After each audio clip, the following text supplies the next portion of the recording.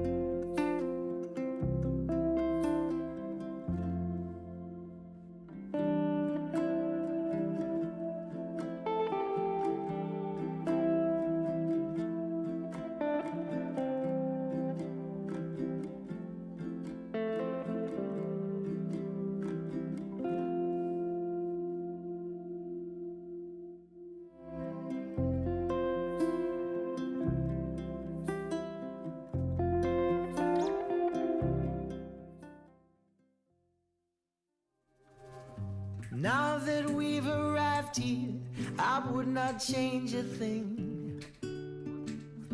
Knew that we'd survive here and all the goodness we would bring. Of this I sing. Everybody swimming in sunshine, everybody feeling fine.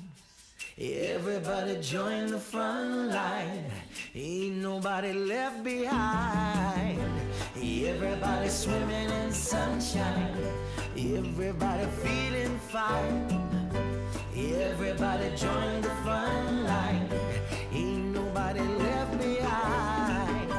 Everybody swimming.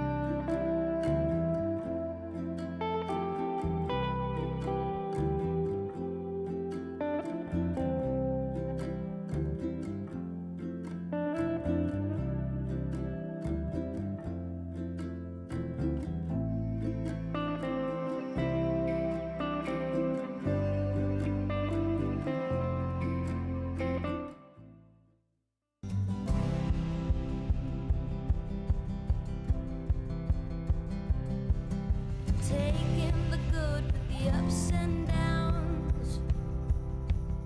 I wanna see how the world turns round. Let's go adventure in the deep blue sea. Home is with you wherever that may be. Home is with you wherever that may be.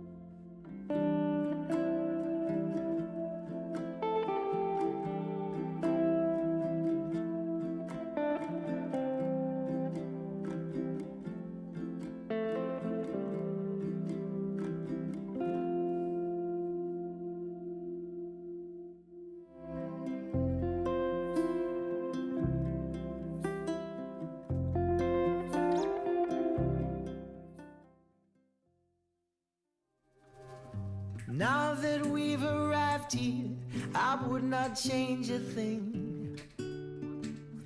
Knew that we'd survive here and all the goodness we would bring. Of this I sing. Everybody swimming in sunshine, everybody feeling fine. Everybody join the front line, ain't nobody left behind. Everybody swimming in sunshine, everybody feeling fine. Everybody join the front line, ain't nobody left behind. Everybody swimming.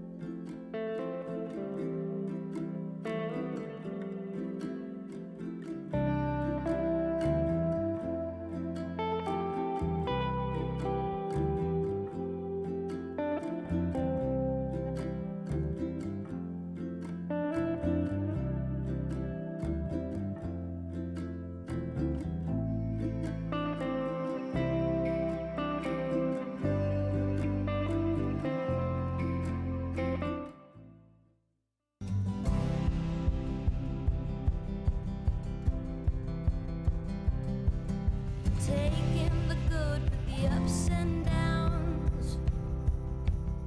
I wanna see how the world turns round. Let's go adventure in the deep blue sea.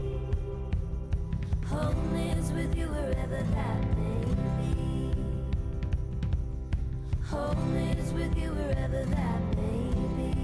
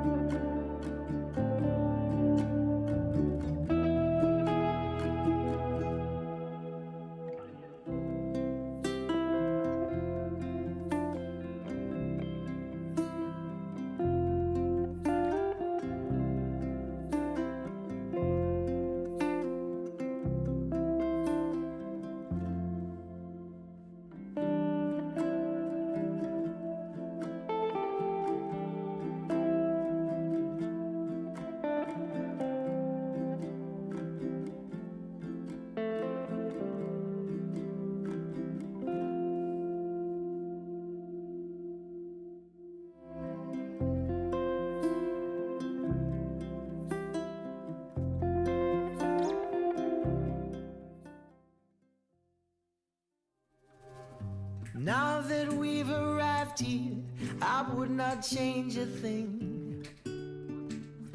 Knew that we'd survive here and all the goodness we would bring.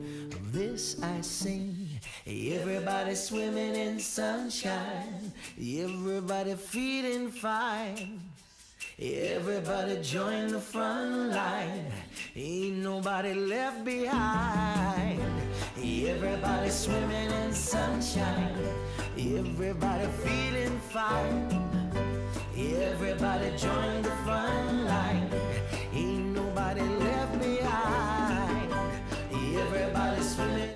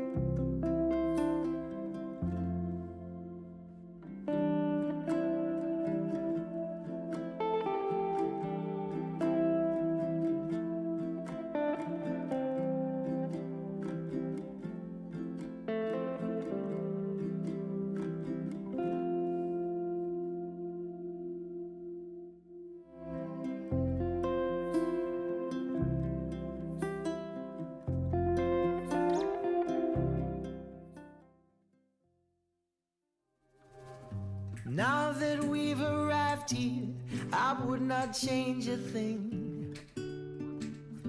Knew that we'd survive here and all the goodness we would bring. Of this I sing. Everybody swimming in sunshine, everybody feeling fine. Everybody join the front line, ain't nobody left behind. Everybody swimming in sunshine, everybody feeling fine. Everybody join the front line, ain't nobody left behind. Everybody swimming.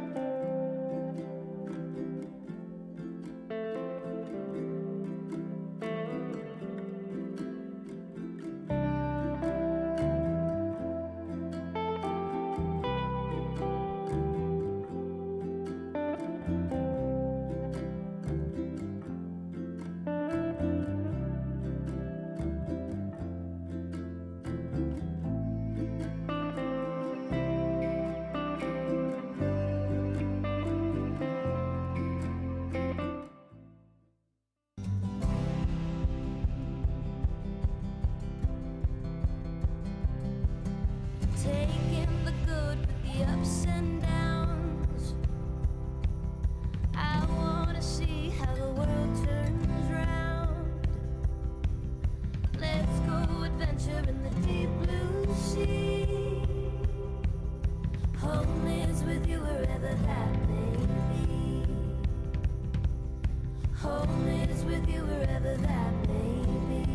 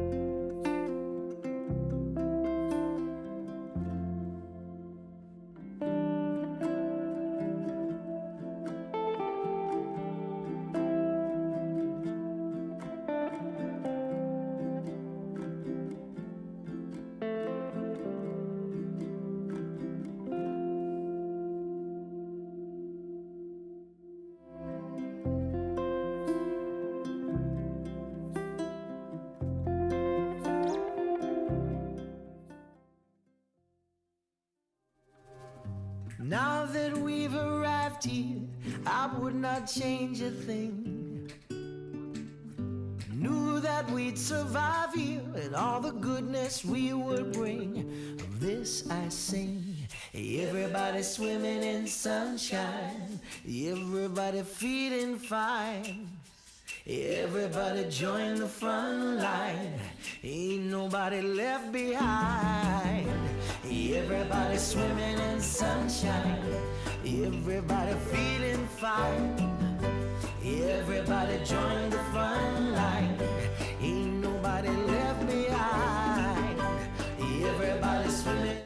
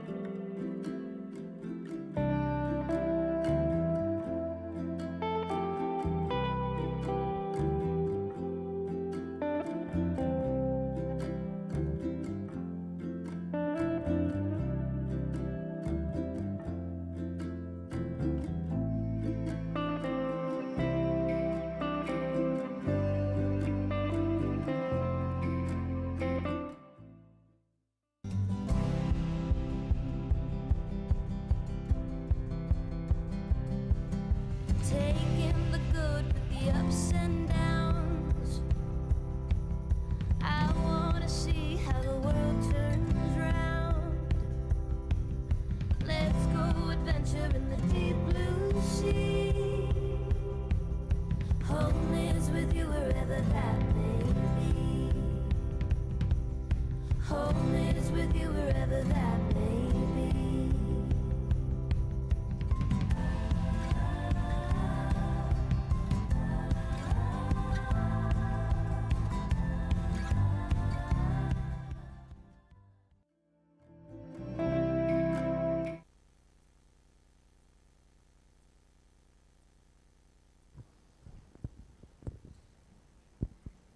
All good.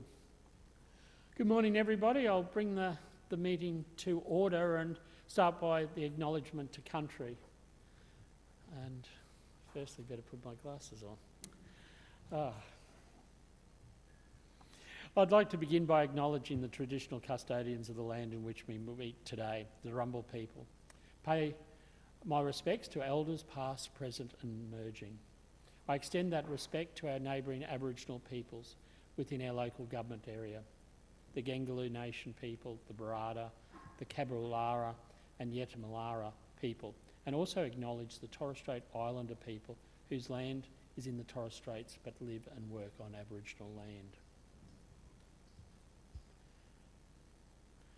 So next we have one apology, and that's the Mayor, who's on leave of absence, though I still think he is working too much, but anyway. I shouldn't be anyone that sort of comments about working too much. Confirmation of the minutes from the previous meeting. Someone happy to move that they are true and correct record? Councillor Smith, seconded by Councillor Mathers. All those in favour? And that's carried. I also acknowledge Councillor Wickerson. Mate, I hope you're feeling a bit better and back in the council chambers before too long. Next item is the declaring of any interest in matters on the agenda. Has anybody got any interest to declare? Councillor Smith. Yes, thanks, Mr Acting Mayor. When I find it, with the whole of council corporate report, there's always not sure I saw it, just a mention of water cartage to Mount Morgan. So just with that, if we've got to talk about that in particular, yeah, we'll deal with that separately. yeah, thank you. No one else? It's 11.9. Okay. And as you're aware, you can actually, just before we deal with that item, raise any conflicts. Okay, we've got no business outstanding, no public forums or deputations, no presentation of petitions, no committee reports, no councillor delegate reports. So we'll move straight in on the officers' reports. Okay.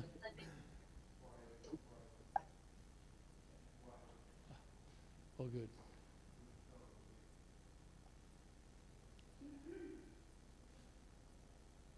Okay, well, we'll move on to officers' reports. And the first report is the Queensland Mining and Engineering Expo 2024 and exhibitor site proposal. So, Jack, I'll ask you to the table, or to the lectern. Good morning, Deputy Mayor and Councillors.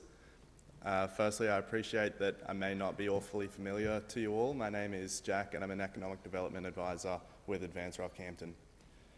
Today's matter that I bring to the table is the Queensland Mining and Engineering Exhibition, which I will herein refer to as QME.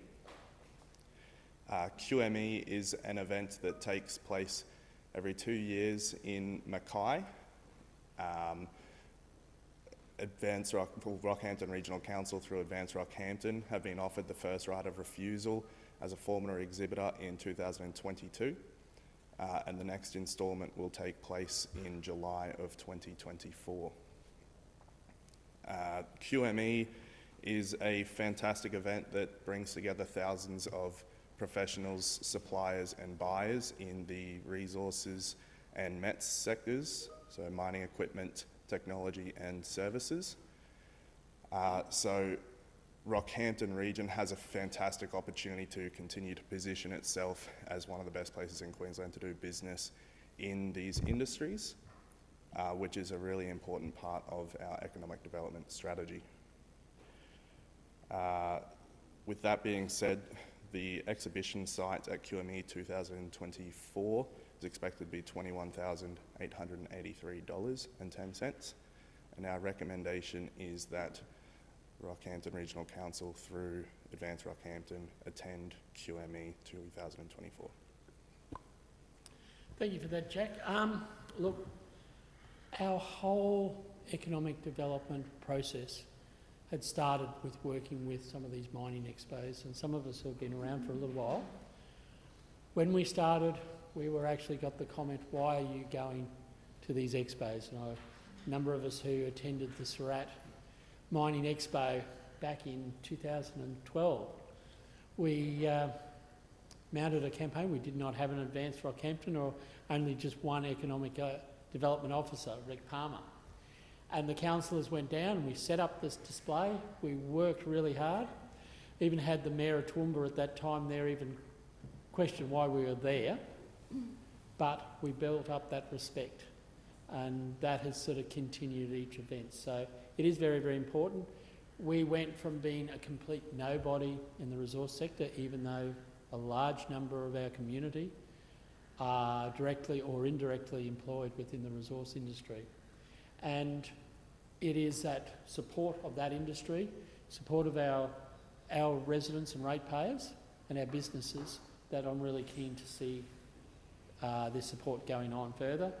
I'm happy to move this, and also I believe in the planning stages, again, this is one that our councillors need to be included.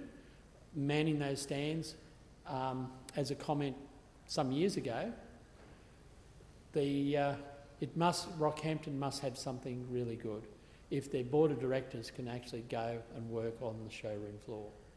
And I think that has helped us. That helped us with Bravis Mining, where they didn't even have Rockhampton on the radar.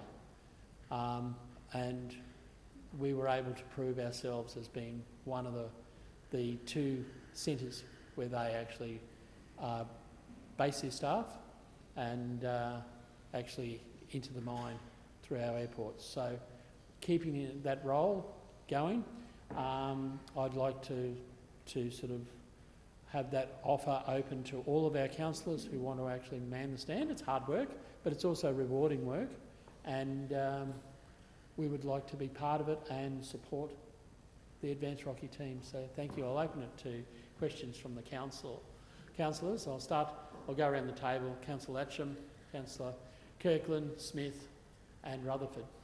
Thanks, Mr Acting Mayor. Yeah, happy to second this one. This very supportive of the Queensland Mining and Engineering Expo.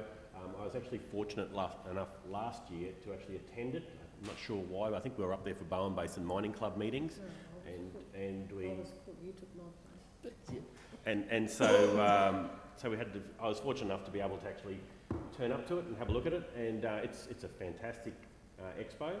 It's a pity it's not in Rockhampton. Maybe we can advocate in future years that it comes to Rockhampton and they can share the love.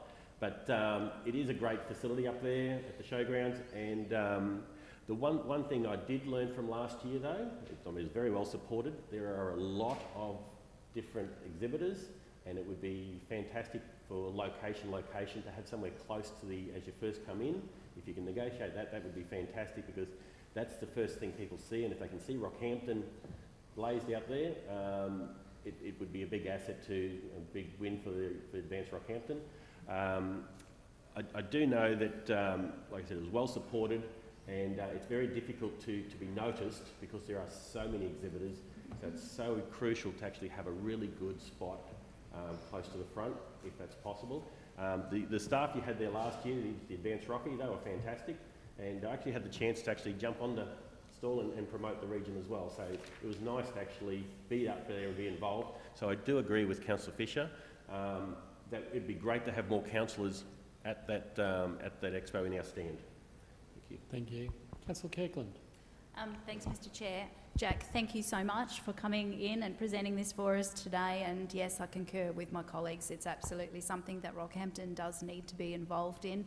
We have so many of our residents that are actively engaged in the resources sector, and we want to continue to make that that recognition of that noticed throughout the community and to the broader region. We want to make sure that they know we're in the game and that we want to build relationships, and this is a fabulous opportunity to do that. Now, I have a question around that 21,883.10. Does that include the resource of wages and travel expenses and that sort of thing? Is that outside of that?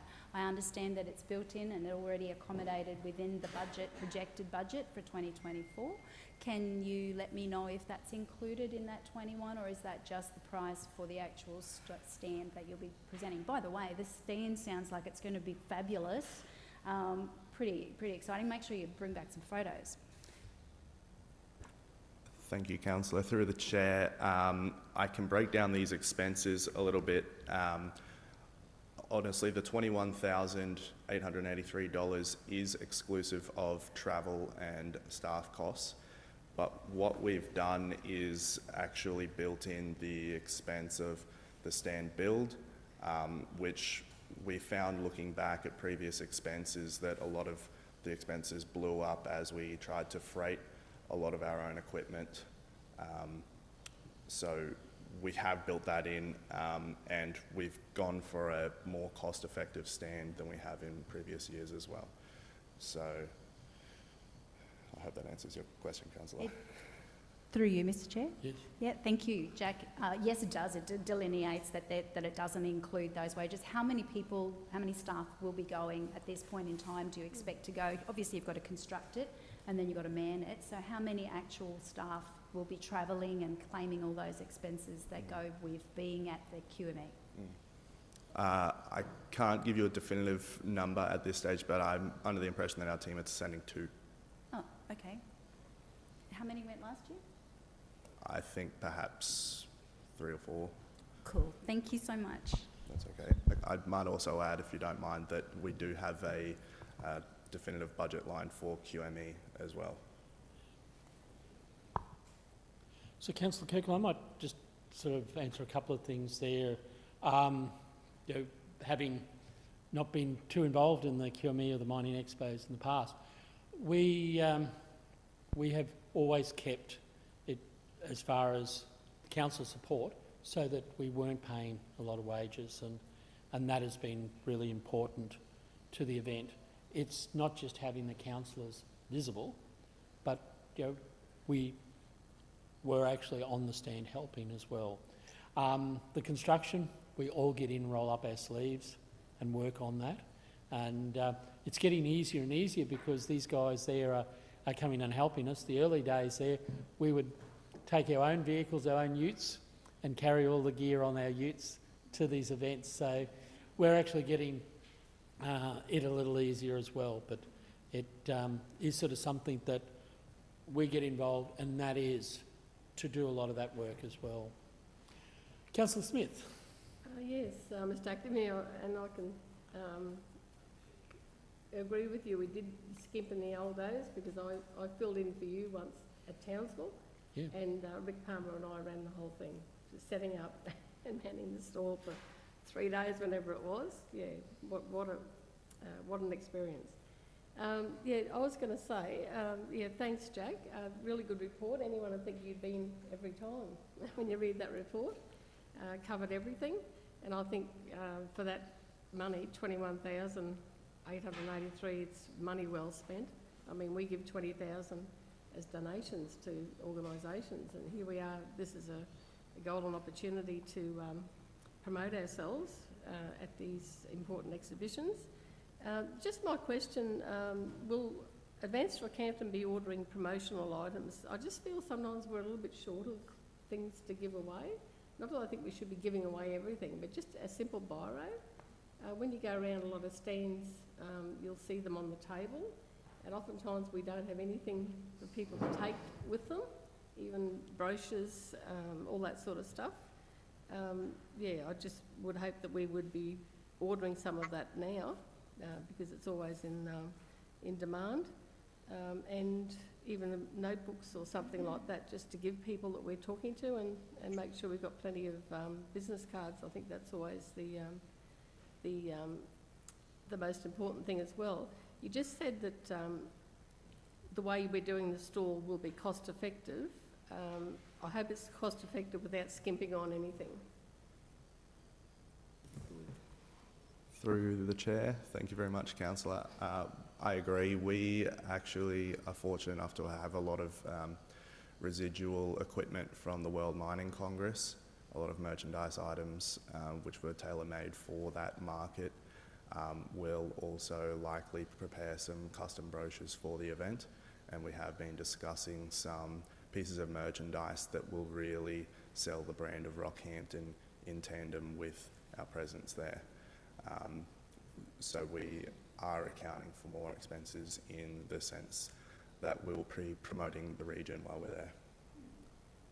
Mr. Acting, just something else I've thought of. In the early days, we always promoted the Gracemere industrial area. It'd be good if we had brochures for that and Parkhurst industrial area. And also the emerging area within the Rockhampton CBD with the rail precinct. Yes, any new industrial precincts, let people know about all those, because a lot of people would have no idea that a lot of our businesses here actually service the mine in a big way.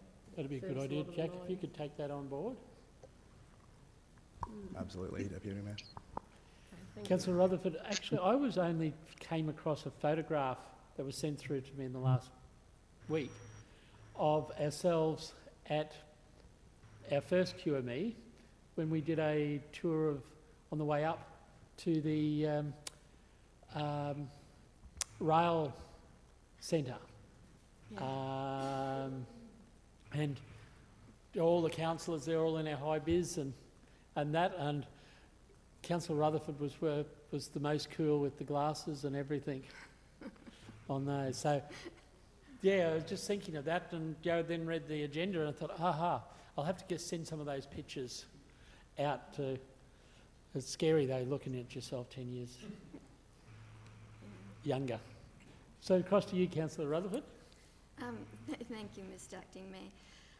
Certainly support this, and I think it's been a good value over the years. Jack, I do have a couple of questions, and they're just a more curiosity thing than anything. And I think wherever we sort of invest our money in, it's good to know what the actual outcomes are. So I think it'd be good in a debrief whether we got some information about exactly what the outcomes from this was, so rather than you, Mr. Chair, sitting there and talking about things, it's in black and white about that'd be a good idea. Yeah, the things that actually are achieved. So I'd make that comment. But a question is, how many of our local businesses actually attend QME? Is that a question you can answer? Yeah. Through the chair, Councillor, I don't have an answer to that, but I'm happy to take that on notice. I'm equally as curious to see how much support we have for the region there while we're there. And I think I made note of the fact in the report that if we happen to attend with other businesses from the region, that we'd support for them to come through and stand with us in the stall at any given time. Thank you. I honestly, I would have been surprised if you could have given me that answer, but I would appreciate some information later on. And I guess, yes, that's my thought. A united front is always a good way to put your foot forward. So, if there are local businesses and whatever, if, there was a united front of this is the Rockhampton region, that would be fantastic. Okay, Councillor Wickerson. Thanks, Mr. Acting Chair. You hear me okay? Volume okay? All good, mate. Yeah, we just had a bit of audio problem early on, but thank you for sorting that. This is an amazing opportunity for Rockhampton to highlight itself in the mining and engineering sector, so it's a great opportunity, and the money is well worth it. I think my first one I went to, Mr. Acting Mayor, was I hadn't even been sworn in, and you guys dragged me up, Councillor, Swaddling and yourself and I think it was there, but they dragged me up. I hadn't even been sworn in, so a bit of a baptism of fire, but certainly highlighted how valued it is. Councillor Rutherford's question is a great segue into mine. Our presentation's always been brilliant, but like Councillor Rutherford, it would be so good to have a more coordinated Rockhampton regional approach and perhaps even a precinct. I think some of the previous ones we've been to, obviously Mackay hosted a lot of the time, so they have a whole precinct with various businesses all in the one larger stall, and they pool their resources and you can get more done together. So there could also be a lot of businesses in Rockhampton region that don't go because of the cost. I imagine that the sites are expensive, but if we could, obviously not for this year, but for future years, get together with some likely candidates to be on there. I think SMW go there anyway, but there are other mining and engineering companies in Rockhampton that maybe want to piggyback on us, pool our resources, do a larger precinct, and then leading on from Councillor Smith's comment about having something, a hook to bring people in, the ones that in our spare time when we were there before, the ones that I dropped into more frequently, the ones that had an on-site barista or something going. Obviously very expensive to do that ourselves, but if there was a dozen or so businesses from the Rockhampton region pooling our resources, maybe we could have that and a little lounge, a shared lounge area, and go there in force. So a big thing to coordinate, but just to, I guess to turn that into a question, can we explore that for future years and have a bigger, greater presence than what we have already, as great as that is? Thank you, Councillor Wickerson. Actually, I think it was the 2018, we actually put on a breakfast for the Rockhampton businesses. And that actually floored us because we thought we knew all of the businesses from the Rockhampton region that were attending, and we underestimated by almost half. Didn't have anywhere near enough food, didn't have anywhere near enough space, and there are a lot of small start-up businesses and that from the Rockhampton region, but it was quite something to see. I don't know where we had, was it cakes or something like that as well that we're giving muffins. out? We had to get a second run of the muffins so that we had that gifted to everybody. But I think the last event, we did have the stand with multiple businesses also exhibiting on that space. Honestly, I don't know whether that was as good as some of the previous ones, but it would be really good to have that bit of a debrief discussion. But Councillor Wickerson, I like that idea. It definitely worked last time, and we ended up 2 nights, the first 2 nights of the exhibition, we made the news when Mackay Regional Council didn't get a mention. It was just very, very good promotion. So sometimes there we can be in another city, but still sort of sell ourselves really well. I'll go to Councillor Smith. Yeah, thanks for taking me. I think that's a good idea to serve coffee. That time you're talking about when we gave everyone breakfast, we just about sold the coffee van out that morning, and luckily they were from our region, a fellow from Westwood, and so he was so grateful for all the coffees that he had to make. But yeah, and Rick was running backwards and forwards with them. So it's something to think about, and to have a lounge where you can sit down and talk to someone in private. It's otherwise it's pretty difficult because a lot of them are like developers or someone else. They don't want everyone to hear their conversation. So I think that's a good idea. So I think if there's no more questions, Jack, as you can see, the councillors are 110% in support of this, as we have, and really, in our recent history, this has been part of the reason why Advances Rockhampton is so strong, is that we could see that we needed that part of council to actually take the baton and run and promote our region and look at the successes that it's given. So I've moved, Councillor Latcham has seconded. If there's no more comments, all those in favour? And that's carried unanimously. Once again, thank you for the presentation, and pass on that many of the councillors are still keen, as in the past, to be part of that stand and promoting Rockhampton. That message of we must have something good if the Board of Directors will actually go and stand on the showroom floor. Absolutely, Deputy Mayor. Thank you, councillors.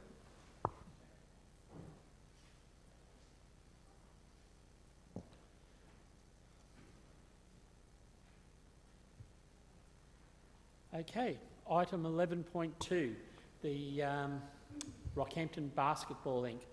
And Justin, across to you. Thank you. Good morning, Acting Mayor, and through the Chair, good morning, Council. Today's report does refer to Rockhampton Basketball Incorporated.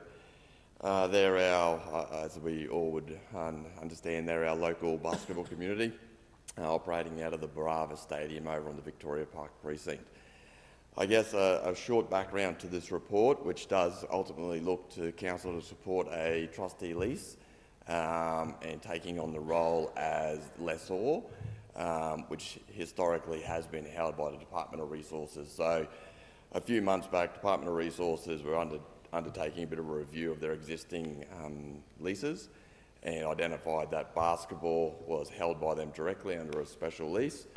And now with that coming to the end of its term, I think is at the end of July, they provide local government an opportunity to take on that role. So I guess as we touch on in the report, it boils down to the fact that the Reserve Council hold the trustee of the reserve, including where basketball resides.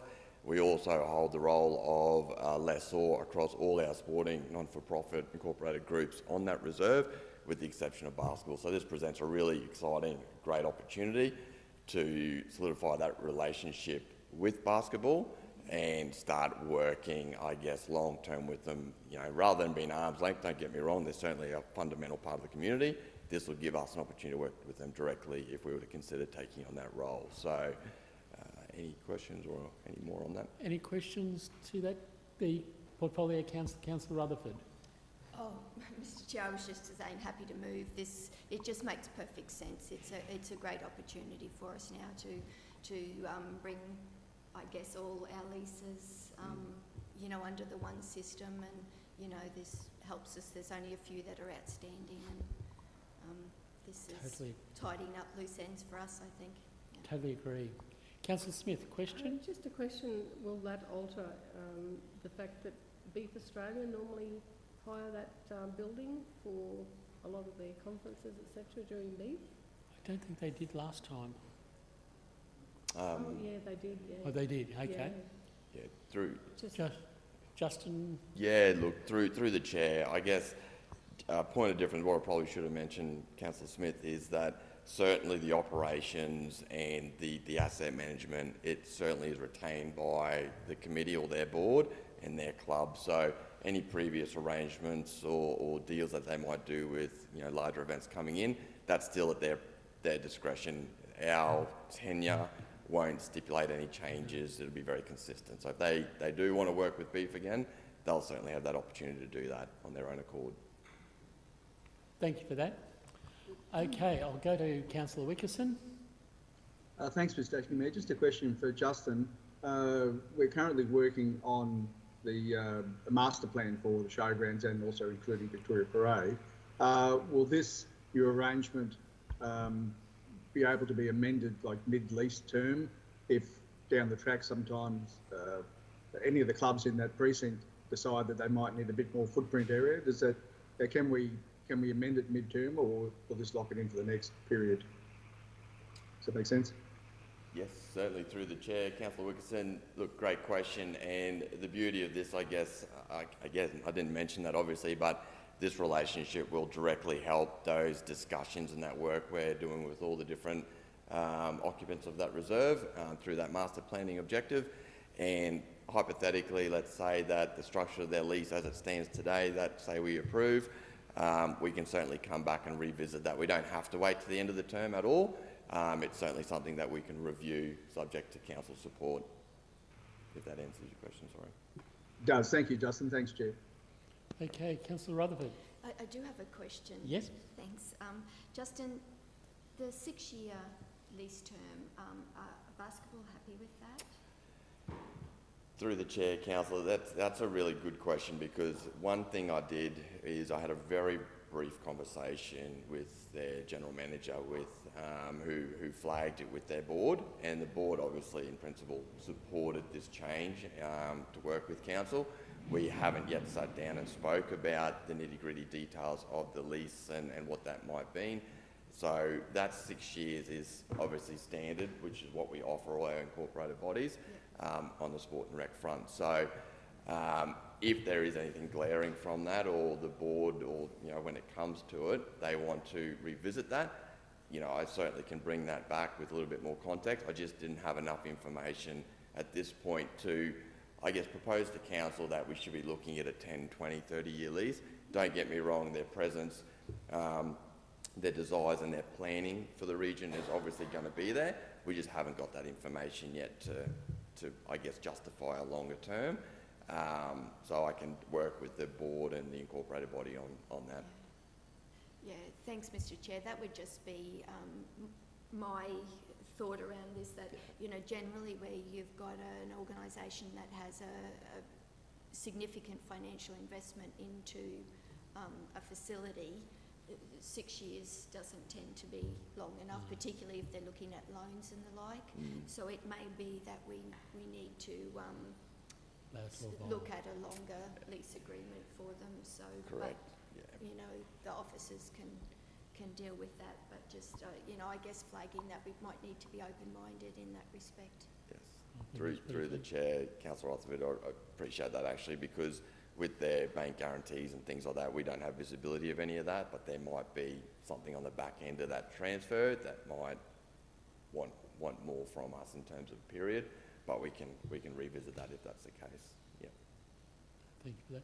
Councillor Rutherford, if there's no more questions, happy to move. Happy to move, thank you. Seconded, Councillor Smith. All those in favour? And that's carried unanimously. Thank you very much, Justin. Thanks, Councillor. Next one there is the Guides Queens on the surrender of a freehold lease. And Jack, I ask you to the lectern. Cool. Good morning, Deputy Mayor, through the Chair, councillors. Today, just bringing you this quick little one-pager. So essentially, Girl Guides Australia and Larnac Street, they've requested to surrender their lease, where their clubhouse is on the state DOR land, and the adjoining site is this vacant lot that we have a lease with them. So while they're surrendering that one, they've also requested to surrender the land they have with us. There's nothing on the land currently. I think they just use it for ad hoc usage here and there, and that's pretty much it. There's not pretty much a sad sign really of the times with the Girl Guides and the scouting huts that have been left to come back to council. So yeah, they've been there for a fair while, I think, from 50-something years. So yeah. Got a couple of questions, Councillor Rutherford, then Councillor Kirkland. Councillor Kirkland was first, Mr. Chair. So. Councillor Kirkland. Thanks, Councillor Rutherford. Thanks, Mr. Chair. Just very quickly, by the looks of this, it's the folding up of the Girl Guides that have been going for 50 years. And the comment that I'd like to make, Mr. Chair, is perhaps you'd like to suggest a recommendation that we thank them for contributing to our community for 50 years. And it's no small thing that what they would have done for our community over that 50-year period. And you're exactly right, it's a sad sign of the times, and for council as a table to acknowledge the significant contribution that they have made to our community, and to thank all of them that have gone before. So all of those wonderful things that they have done, and many, many children have got, I'm sure, or adults I should say, have got memories of Girl Guides and Brownies. So thank you, Mr. Chair. That was just my comment. Thanks very much. Councillor Rutherford. Yes, along the same lines, Mr. Chair, and normally I would say I'm happy to move. I'm prepared to move this, not happy to move it. It is a very sad occasion, I think, and I have very fond memories of the Girl Guides and the part they played in previous Rockhampton City Games and Rockhampton Regional Games, and how they have contributed to our community, just as Councillor Kirkland has said. So it is one of those sad occasions where I guess life moves on and things change, and we've lost a very good organisation along the way. So, Well, they're still here. They've just evolved into a yes. sort of different organisation, but they're still doing a lot of good work. So, no, happy to for you to move. Seek a second, Councillor Smith. Councillor Smith. I'd just like to comment that I'd be sad too to hear they're closing down. The one at Gracemere, I think, has been also closed a couple of years ago. Yeah. And we lost the A one lot in of those Coongall. a lot of those kids have gone to Scouts as well, because Yeah. in the early days girls weren't allowed into Scouts, now they are. I think that's probably, And the but they do a combination of great the two. job in the community.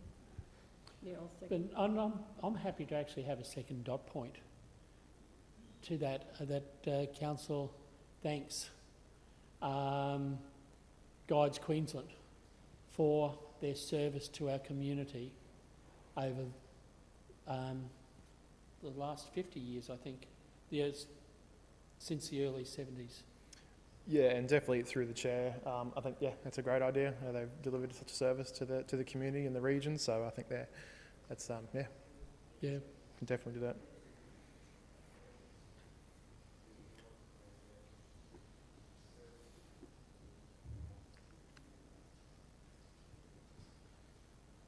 Were there any Girl Guides at the table? Councillor Kirkland?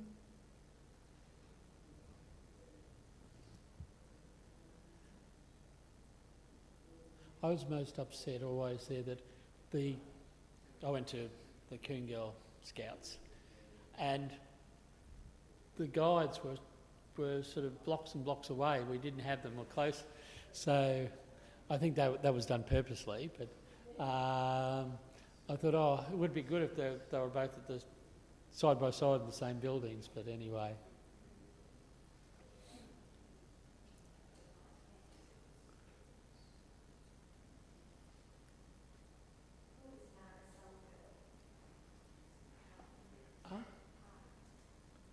There's another group that is missed. Yeah.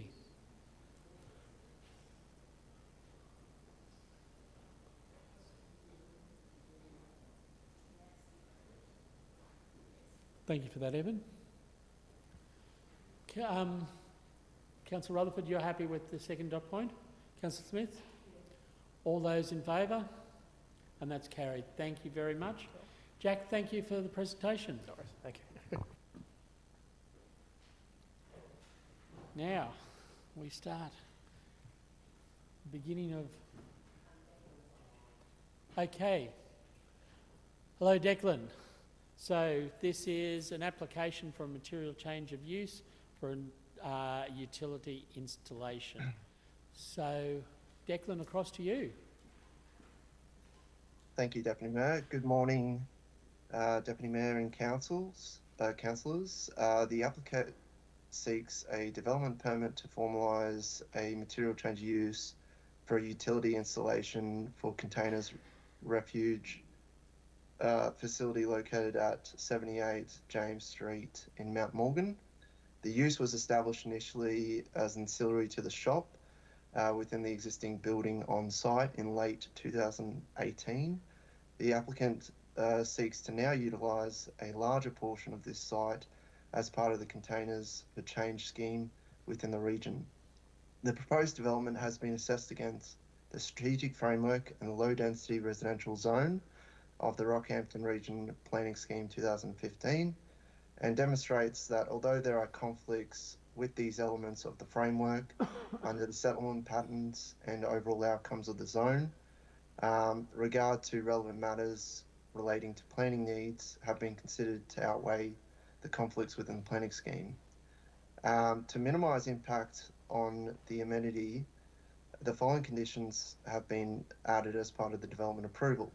1.8 metre high solid fencing has been conditioned along both side boundaries to help protect the adjoining amenity, adjoining residential uses.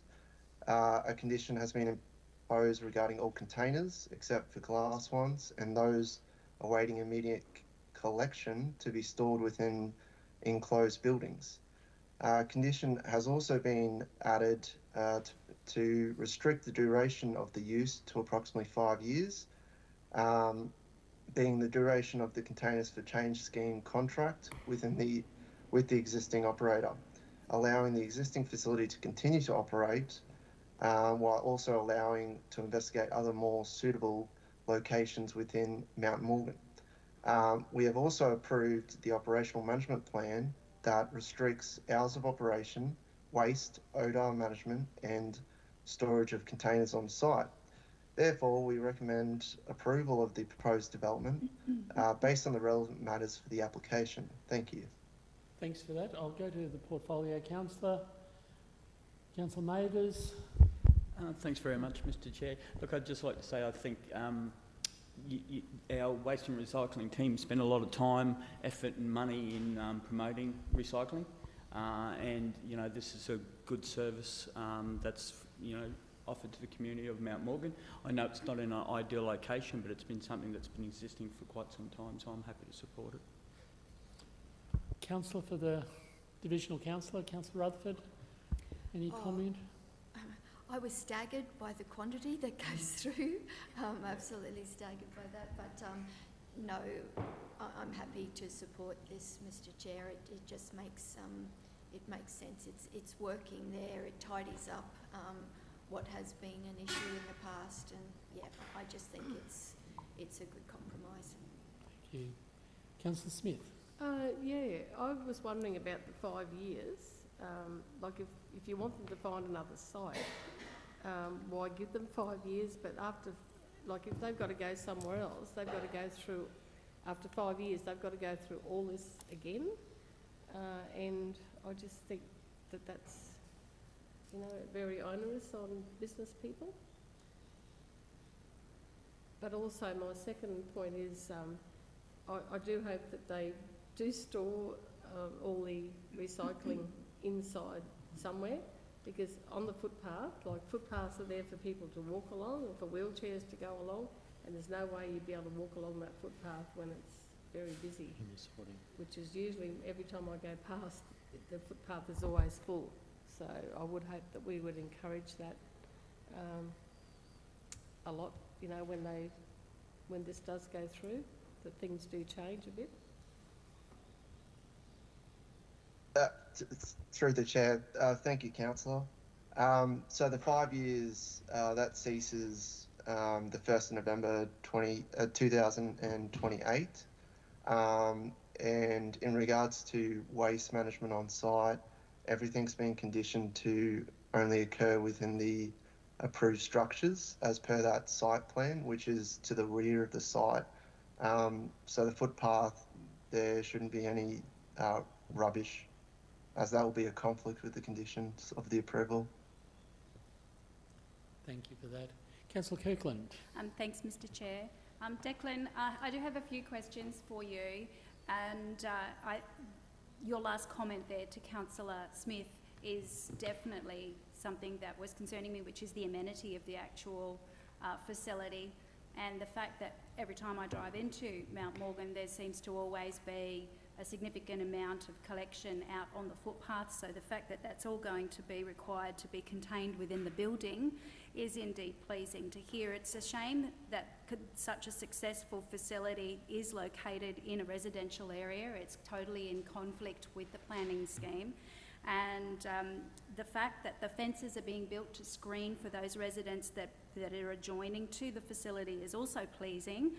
And I am also concerned still about the storage. The building itself is significantly aged, and the storage of cardboard and others things within the building and the flammability of that and potential for fire.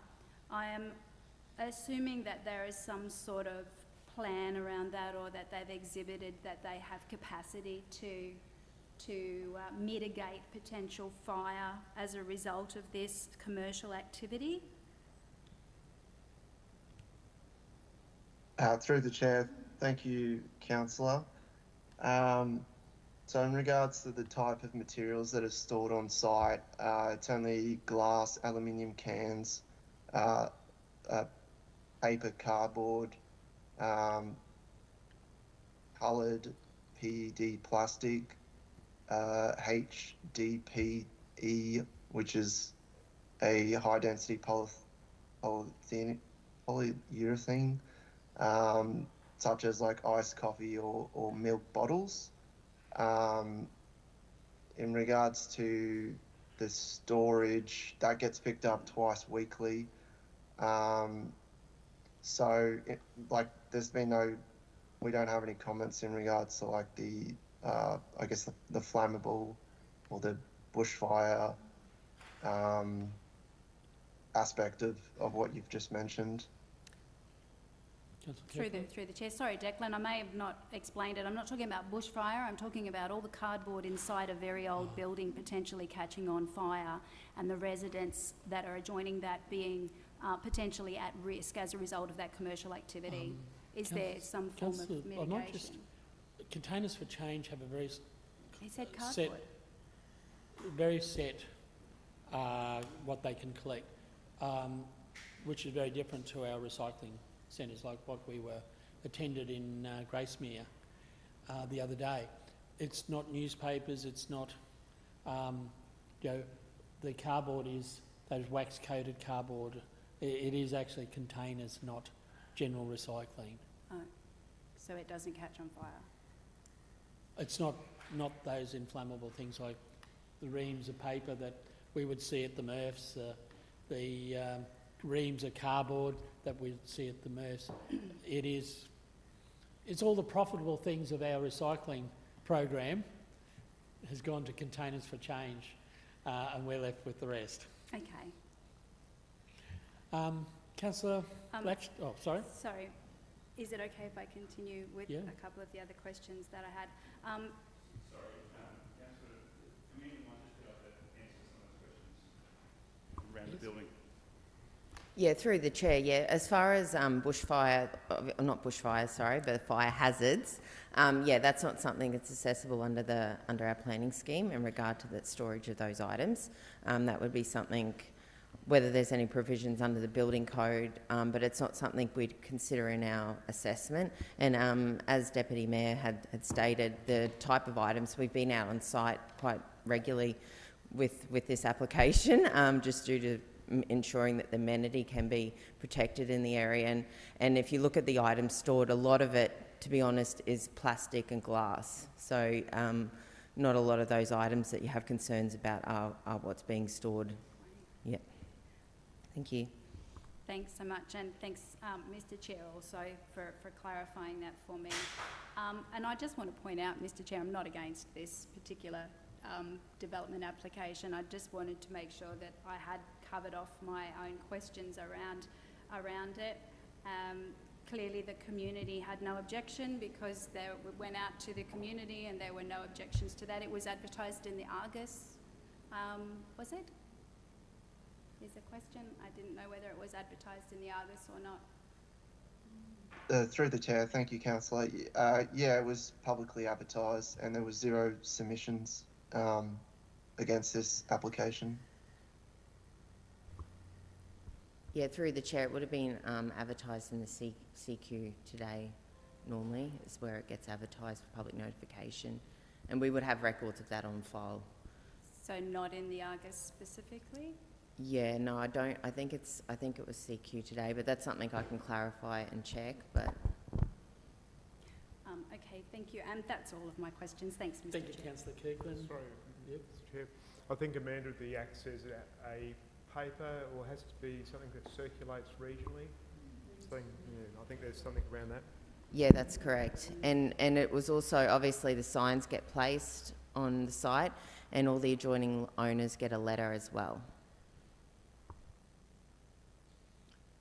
Okay, across to Councillor Latcham. Thanks, Mr Acting Mayor. Yeah, recycling excites me. It's great to see this initiative just getting bigger and better in Mount Morgan, because the more success there is, means more employment up there eventually. So that's a win-win for the whole community. I know historically Containers for Change had a challenge trying to get it started in Queensland, but now that it's up and going, it's been fully embraced by the community. They love it. They love getting their 10 cents for each container.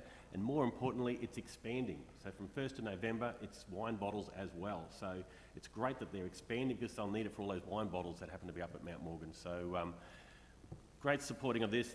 The one comment I'll agree with Councillor Smith and Councillor Kirkland is every time I drive past as well, it overflows onto the footpath, and it will be great to see that back off into their contained within the building itself.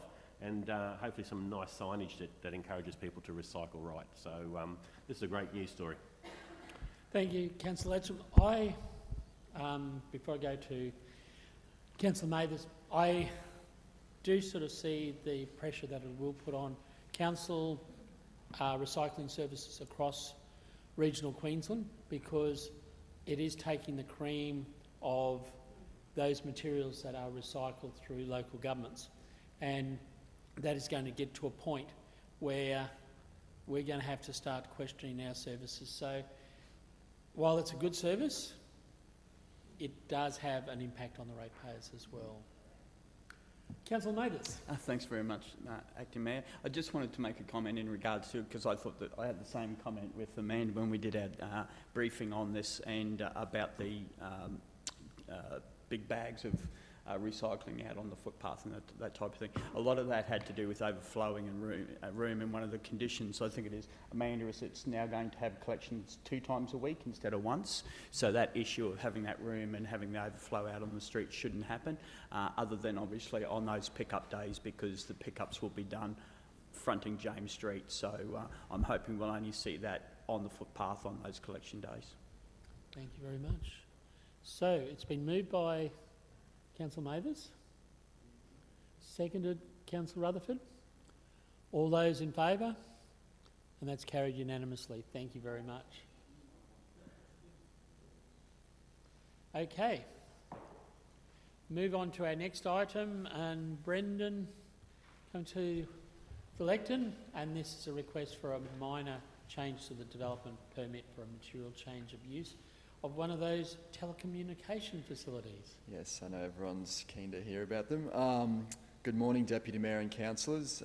As the Deputy Mayor mentioned, this is a minor change application relating to Development Approval D34-2022, which is a development permit for material change of use for a telecommunications facility at the Baptist Church site on Norman Road. It was decided mid to late last year, and there's quite a bit of discussion around the location of it and obviously some of the concerns of the submitters. The proposed changes to alter the approved location of the facility approximately 40 metres to the east. The reason for the change is that the landowner, the Baptist Church, now seeks to use the original location, so just to the left-hand side of the screen as part of their activities. So the proposed location is approximately 40 metres to the east there. The proposed facility location is now approximately 110 metres to the nearest dwelling rather than 136 metres, so a relatively small change in terms of distance. The established mature vegetation still provides partial screening to the facility. Obviously these facilities are never fully screened just by their nature, but that screening still does exist.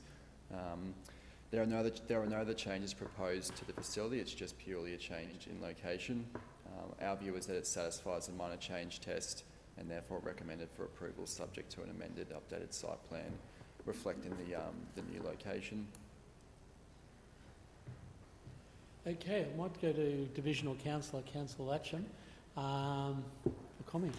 Thanks, Mr Acting Mayor. Yeah, I'll just start with saying not everyone wants a 30-metre telecommunications tower in their backyard, and the proponent's seeking permission to move it a further 31 metres or whatever away from their building to be closer to the immediate community. I remember last year when this came to the table, visual amenity was one of the biggest concerns as to where it was placed. It wasn't that they didn't want it, so to speak, it was where it was located. And through discussions with the table, we came to a place where majority actually approved it, so that's fine. But I know it was a big concern, visual amenity was a big concern with the property owners that have an actual boundary with this land. And with that, I have a few questions to ask about the photos that have been as part of this report. If we can go through that briefly. So the photos, I'm not sure you can see it on the screen or not, but the photos actually show different points of view from where the proposed telecommunications tower will be. And figure 1 shows it back towards the church. And that's fine, obviously. Excuse me, can we get those up on the screen, the photos? Is that possible, Karen? These photos were attached to the report. Attachment.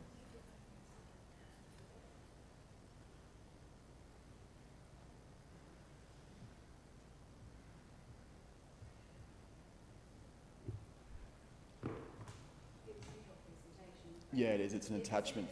It's attachment 3, I think, Karen.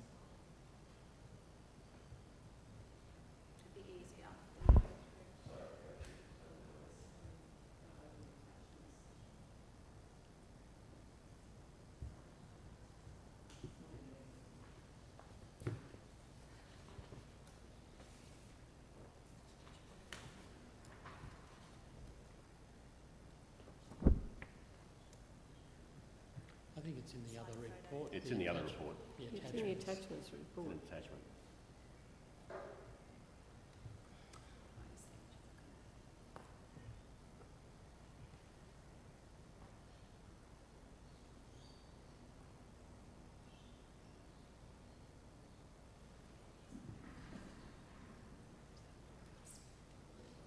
Next one down.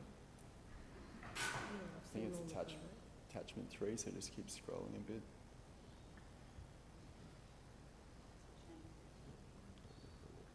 Great, thank you. So figure 1, just to run through these quickly, figure 1 shows the view back to southwest, back to the church. So obviously the church doesn't have much of a view of this tower, so that's a win for them.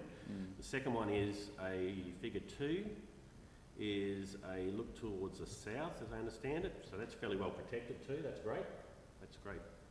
You probably won't see it from that end, from the southern end. Figure 3 looks back to the southeast and fairly well protected as well, although the trees aren't as high as where it currently is, or proposed to be. And then it's missing figure 4. There is no figure 4, which you would think logistically it would be to the east, which is the one closest to where they're moving it towards, which is the one closest to those neighbours. Yeah. It's missing figure 4, a picture to the east, which when you look at your big map of it, there doesn't see much vegetation through that area. So that to me would be visual amenity. You'd be looking straight at a 30-metre tower. Yeah, through the chair, you've been to the site council, Atcham? I've been around it. And you've walked around the proposed location? Sorry, the officer, no debate with the councillors, and the councillors shouldn't debate with the officer. There should be discussion here at the table. Through the chair, Just continue on quickly. So figure 5, not sure why that's in there because it doesn't actually show any correlation to the actual tower itself and where it proposes to be. So can Councillor. Figure 5, sorry, can I just ask this question? It says view west, so where we're standing here, is that where the tower's going and it's looking straight along that? Yeah, it's looking back that way. So these photos are to provide context. When you look at the site, and sorry, the question I was getting at, Councillor, the question I was getting at is when you look at the aerial imagery of the site, it does present as being probably more scarcely vegetated than what it is, and it doesn't give a gauge of the maturity of the vegetation. When you're on site, and that figure wasn't omitted intentionally, when you're on site and you look at those figures, so when you look at that outlook from the proposed location, there is mature vegetation that provides a level of screening. As I mentioned, it's a similar level of screening for the majority of the site. These types of facilities are never fully screened.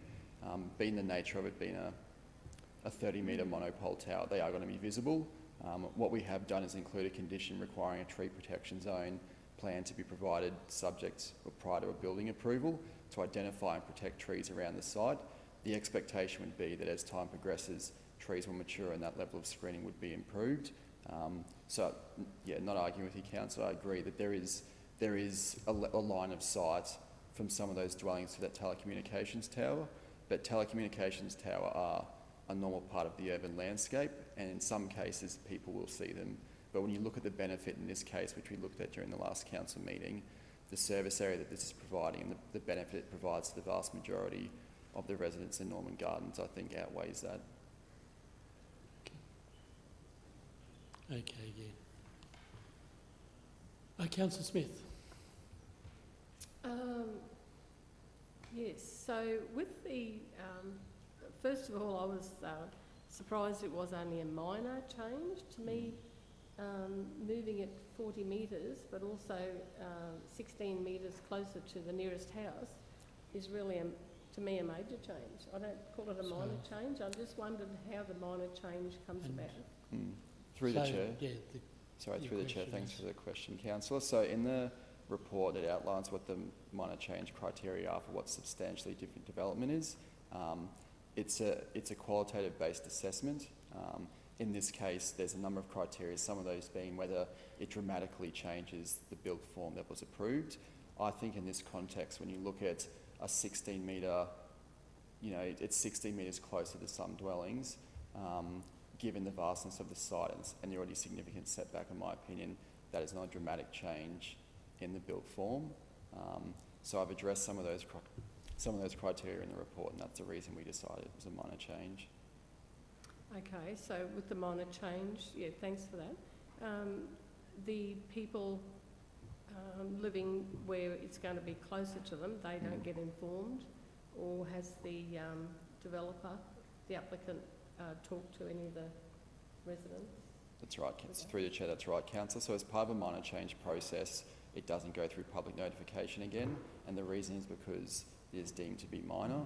Now, we have done an assessment, like I said, in our view is that it is a minor change. I know there is concerns around visual amenity, but I think ultimately when you look at it down the track, and even currently, the level of vegetation screening for the vast majority of people around that site is the same. In my view, it's not reasonable to expect someone to go through another change, which is a whole new application process, for a shift which is 16 metres closer to some of those houses to the east. Thank you, Councillor Smith. Councillor Kirkland. Thanks, Mr. Chair. Brendan, when this last came, didn't we ask that it be moved to where it currently is? Yep. And now they're wanting to move it back to a different position, or is it the same position to where it originally, when the first application came in? Through the Chair. Yeah, you're correct. It generally is in the same location they originally proposed. And because, yeah, obviously there were some concerns around visual amenity, and they've come back and seek to put it back to the original location. But again, like walking around that site, looking at the vegetation, taking photos, and Council, I do have photos of the site presenting to the east. I'm happy to provide. The level of vegetation screening is, in my view, very similar. And like I said, these facilities are never hidden. They can be seen, and they just become an ordinary part of the urban landscape. For example, we drive past them every day, and we probably don't bat an eyelid. Not to minimise, the outlook of those residents to the east, but I don't think the change location is going to have a significant or dramatic impact from where it was approved in the last council meeting. Thank you, Sorry, Mr. Chair. A second question, and I think not only was there a concern about visual amenity, but my understanding was there was also concern about the electromagnetic frequency and the exposure to that, and that was also a major contributor to the sentiment at the time to try and relax the distance a little bit further. Is there a position of council on the electromagnetic frequency limitations and the distancing? Through the Chair. So as part of the original application, they did an assessment. That assessment demonstrated that the EME, electromagnetic radiation, was 1.67% of the maximum percentage, which is 100. 100% is a safe limit. This is 1.67%. The change of 40 metres isn't going to result in that shifting from 1.67 to over 100%. So those concerns, while I appreciate they were there, those concerns around health impacts aren't going to shift. They're going to be the same, and it's still within safe limits. Okay, thank you. Okay, Councillor Rutherford has left the table. Councillor Wilkinson, you had a question? Yes, thank you, Chair. I don't think this is terribly transparent governance. When it first came to the table, and just to qualify, I have no personal issue with the low levels of electromagnetic radiation. I have a tower reasonably close to my place, and I don't mind. But I do know from the first time this came to the table that the residents in the area, they do mind, and as representatives of them, all of us, particularly Councillor Latcham, we have to honour that. So if it was a problem the first time it came to the table, and we argued to get it moved closer to the road and closer to the people that own the property, and now nearly a bit by stealth we're going to move it back, or they're going to move it back, under the guise of being a minor amendment which doesn't have to go back to the community that were initially concerned about it, doesn't sit well with me. So while I have no personal problems with towers, I just don't like the way the process is being managed. Through the chair, sorry, I think I might have only caught parts of that, but the concerns are again around health impacts, is that right? Yeah. No, just more so through you, Chair, just the process of it. That it was an issue the first time it came to the table about the proximity to residents. So we argued to get it moved closer to the road and closer to the church building that owns the property. And now we're moving it back virtually to where it was with no notification or comment from the community. So yeah. That lack of transparency and openness with the community that doesn't sit well with me. So as it is, I can't support it. Through the... Let's debate, yes. Yeah, okay. I think I can probably... Sorry, through the chair, I think I can probably provide some answers to that. As part of the minor change process, we're still required to have regard to the original submissions and appreciate all those concerns, valid concerns I think any normal person would have around impacts of those sorts of things. But I think when we look at this, the health impacts, that, like I answered to Councillor Kirkland, there is no increased health impacts by relocating this.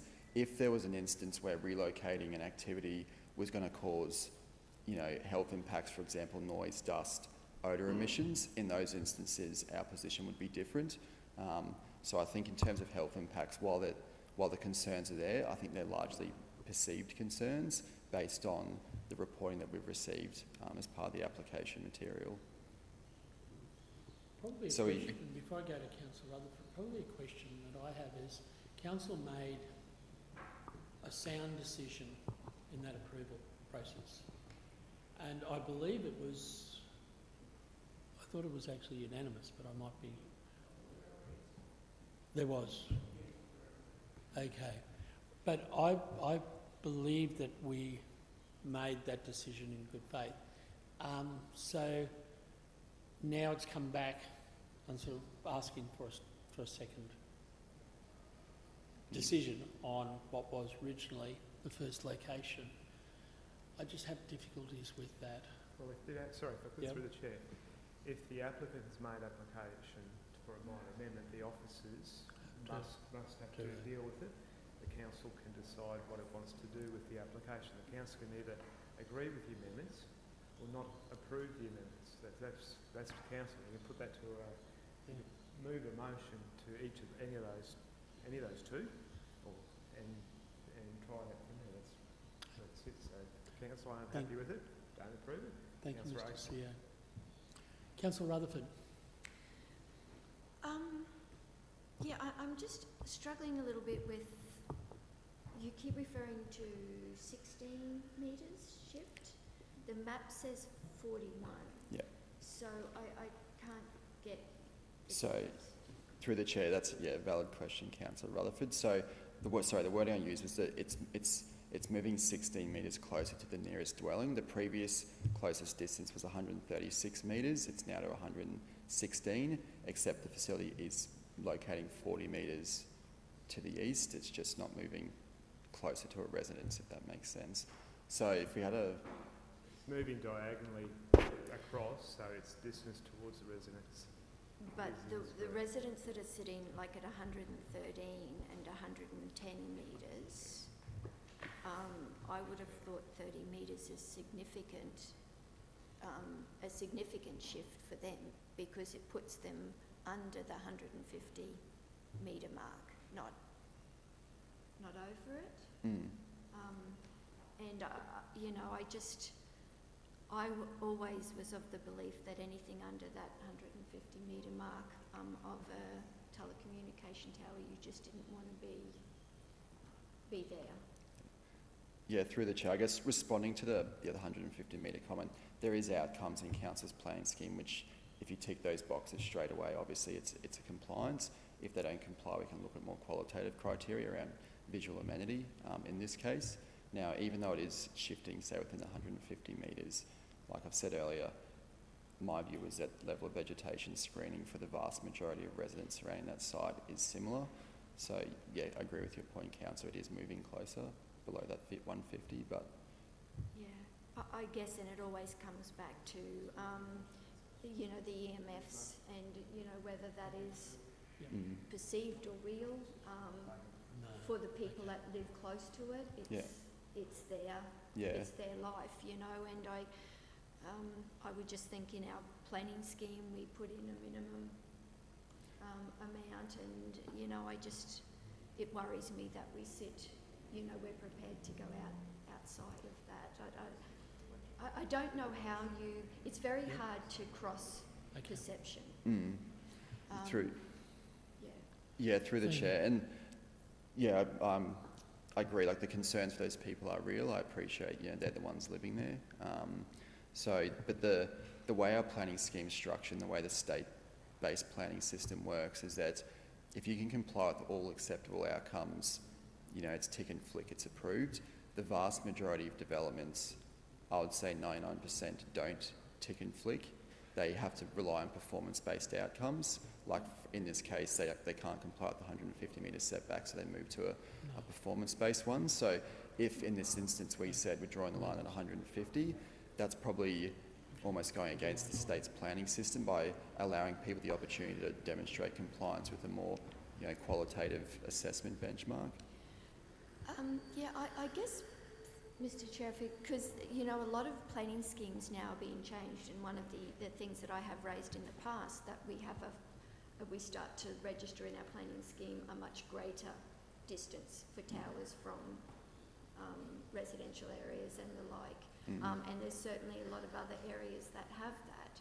So how do they cope? Like if we had a 500 metre safe zone, I guess, in our planning scheme, how do we protect that and justify that? Through the chair, it's probably stepping into the strategic planning a bit, but there is ways you can strengthen planning schemes to carry those provisions throughout them. It's just a question of whether that's reasonable. You know, in this case, say you set a 500 metre exclusion zone for telecommunications towers around residential areas. Just in my view, within 5-10 years, the city would be having black spots all through it. It's not reasonable to set those types of exclusion zones, especially when they can demonstrate that those, you know, EMFs, EMEs aren't going to impact people based on the reporting they have, or that the visual impacts may be minimised. So there is ways you can do it, but it's just a matter of whether that's reasonable and whether that's going to achieve, you know, an outcome for the majority of residents in Rockhampton that's beneficial in terms of phone coverage and data usage. So it still can be challenged regardless of what the distance is, whether it's 150 or 500 or 50, it can still be challenged. Yeah, that's you're saying. That's correct. And, you know, the state, when it goes to state reviews and those sorts of processes, they might look at whether that's reasonable as well. Telecommunications towers are vital pieces of infrastructure. Obviously, they're a lot more prominent than what you'd see for a subterranean sewage network, but they are still vital infrastructure. And it's just unfortunate they are so visually prominent, and we try and deal with those the best we can. So while providing the service to the community. All right. Through to the CEO then, if I may, Mr. Chair. And so ultimately, if the table were to decide no, we wouldn't accept this, we find ourselves in planning court.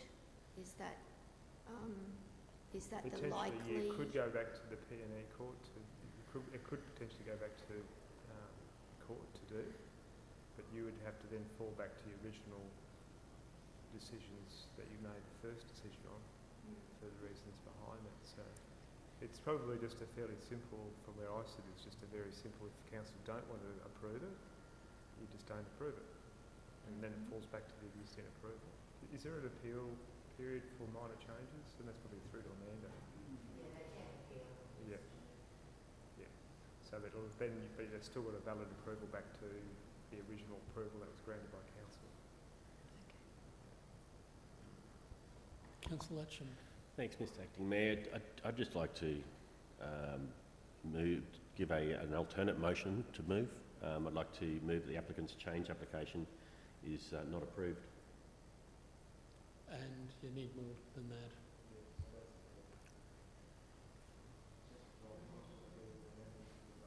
Yeah, not to approve, yes. Okay.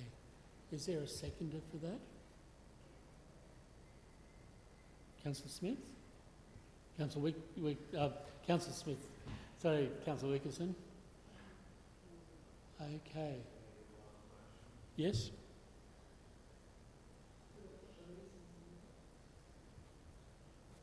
Not on microphone.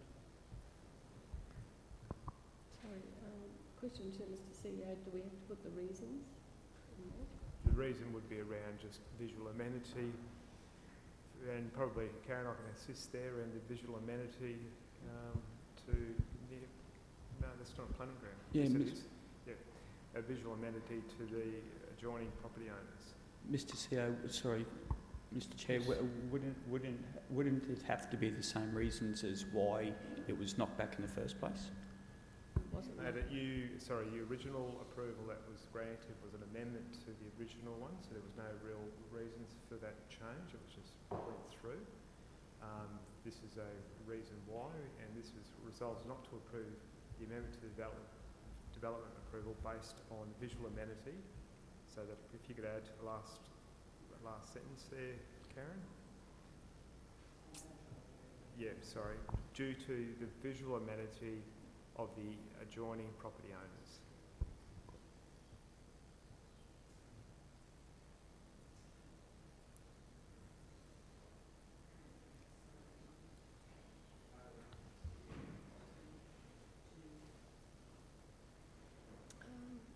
Distracting me, I'm not sure whether that would stand up. Like, I think you'd have to give more reasons. And we could put the change in the distance to the nearest house. So see, I'm just worried that that wouldn't stand up. Like, would you have to put due to the distance?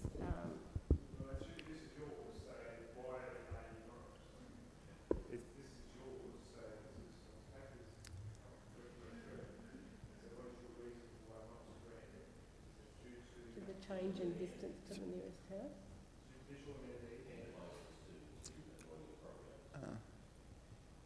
The change in the distance.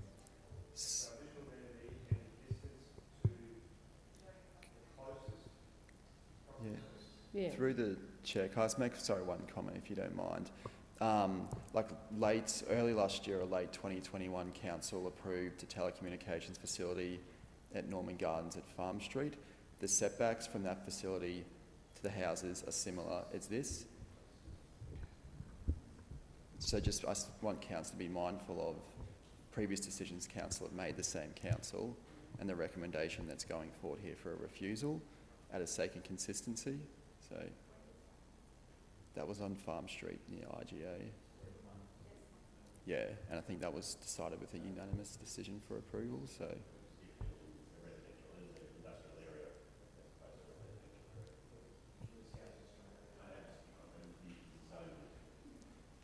But I think just to clarify, what we're looking at isn't the zoning, it's the visual amenity impact. So I just want to be clear that if someone asked the question, why was this approved and why is this one being refused, we can't rely on zoning. What we're talking about is visual amenities, so we need to make sure that that's what I'm to be mindful of, what's previously been approved. Yeah, we'll go through the chair, just so we just have a quick look at the Act as well. It goes to the consistency of your decision making. So your consistent decision making was last time. That was the current approval. So that's your consistency. So adding a reason you may not require it, but it's probably good to have the reason why, particularly to the applicant who's making the change. So you probably legally don't need it, but it doesn't hurt to have it there because it's adding the why.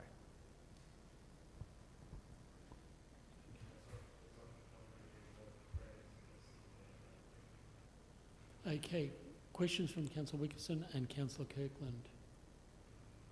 Thank you, Mr. Chair. Just a quick question.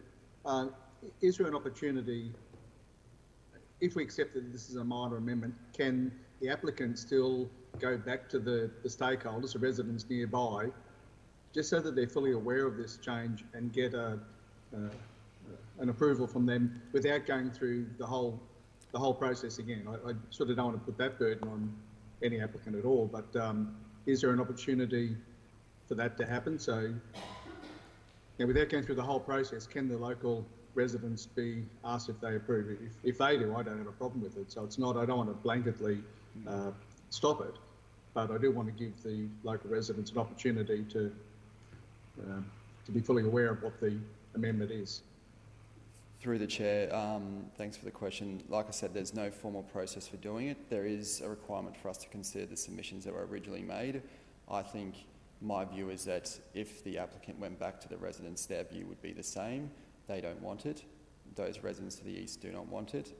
Council approved it last time, so we're not listening to their concerns. We've listened to their concerns, we've considered them, and we're making this recommendation. So my view is that going back to them, we're not going to hear any new grounds to what they previously provided, and we've made the recommendation on that basis. Okay, thanks, Chair.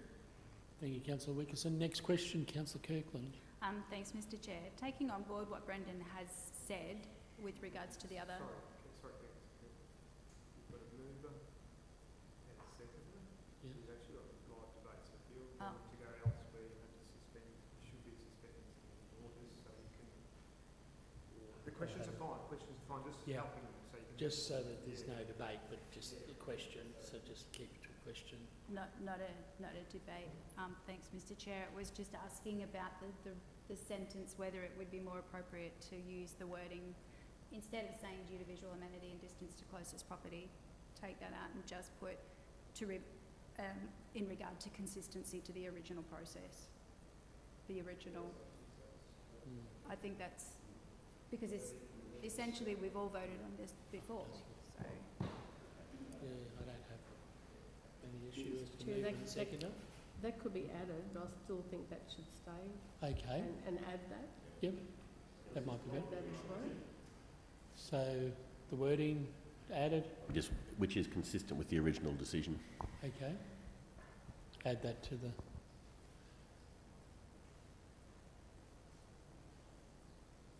That's fair. No, that doesn't sound right. Mr. CEO, where do we have that consistent with the original decision?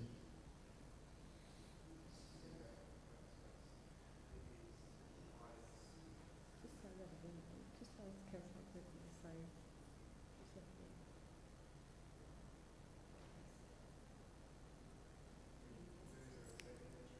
Yeah.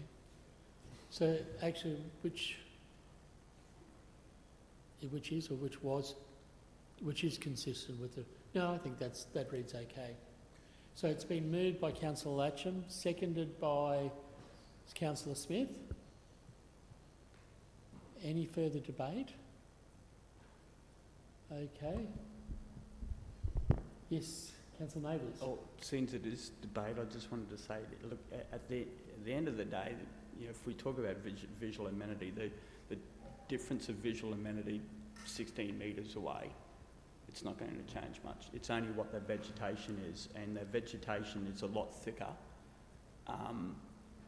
on that eastern side when you stand there on the site than what it actually looks like through Google Maps. So all I'm looking at there is that whether it's another 16 metres further away, in my mind, visual amenity from out someone's back window, it's no difference. It's still a 30-metre tower. Thank you. So we're in debate. Yep. So a speaker for the motion now? Councillor.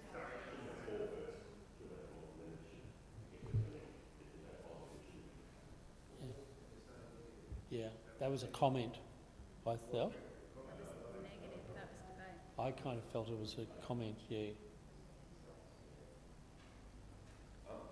I'm happy to... I'm for it. Are we up to 4? Let's just say mine was a comment and we don't have to worry about debate. Mr Chair, Well, point I of took it order. as a I comment. believe that that was a actual argument against this particular motion. Sorry, I'm sorry, Yeah. I'm sorry, Councillor Mathers. I believe that that was an argument against the particular motion that is on the table right now. I'd like to propose that we put forward an argument for the motion, please. Which we've already had the debate, yeah, for KK, Councillor Kirkland. Thanks, Mr Chair. In this particular motion, we're saying it's consistent with the original decision, and I also point out that the community hasn't had the opportunity to see the change, and the community's voice was the reason that the original change was implemented, and so I am absolutely in favour of this particular motion, saying that we do not support any change to the original approved application for this 5G tower. Any speakers against? If there's no speakers against, give, yes, so... Yeah, thanks, Mr Acting Mayor. I Thank think you. Councillor Kirkland said it well. I'd encourage all councillors to strongly consider this one. Councillor Kirkland's right. The public that live in the closest vicinity haven't been given an opportunity to have their say on this one. They did have their say last time. They said they didn't want it closer to them. That's why it was changed, and this makes it back to the original decision. Thank you, Councillor Latcham. Well, with that debate has ended, all those in favour of this resolution, and we'll call for division, and that's so all in favour, please stand.